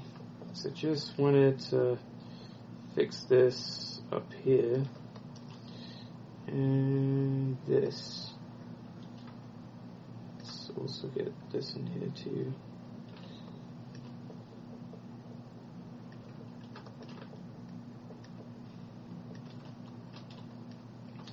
Alright, yeah, I'll save this off and I'll drop this in your Skype so you can get to it straight away. I appreciate that. Alright, so this is the 9th Wednesday. Oh god! I almost did 10 demos today. There's a lot to cover. Alright. And let's just pop that in. Let's see. Where is it? Here we go. There we go. It's in Skype. And also, we've been streaming this lesson too, so it's going to save off the recording on YouTube, and there should be a Twitch archive as well. Okay, awesome. Alright, so we are good for today, and now I just got to take out my dog. Hopefully it's not raining. As per usual. So yeah, have fun studying up, and I'll see you next time when I see you. Yep, I'll catch you later. Thanks. Alright, later, dude.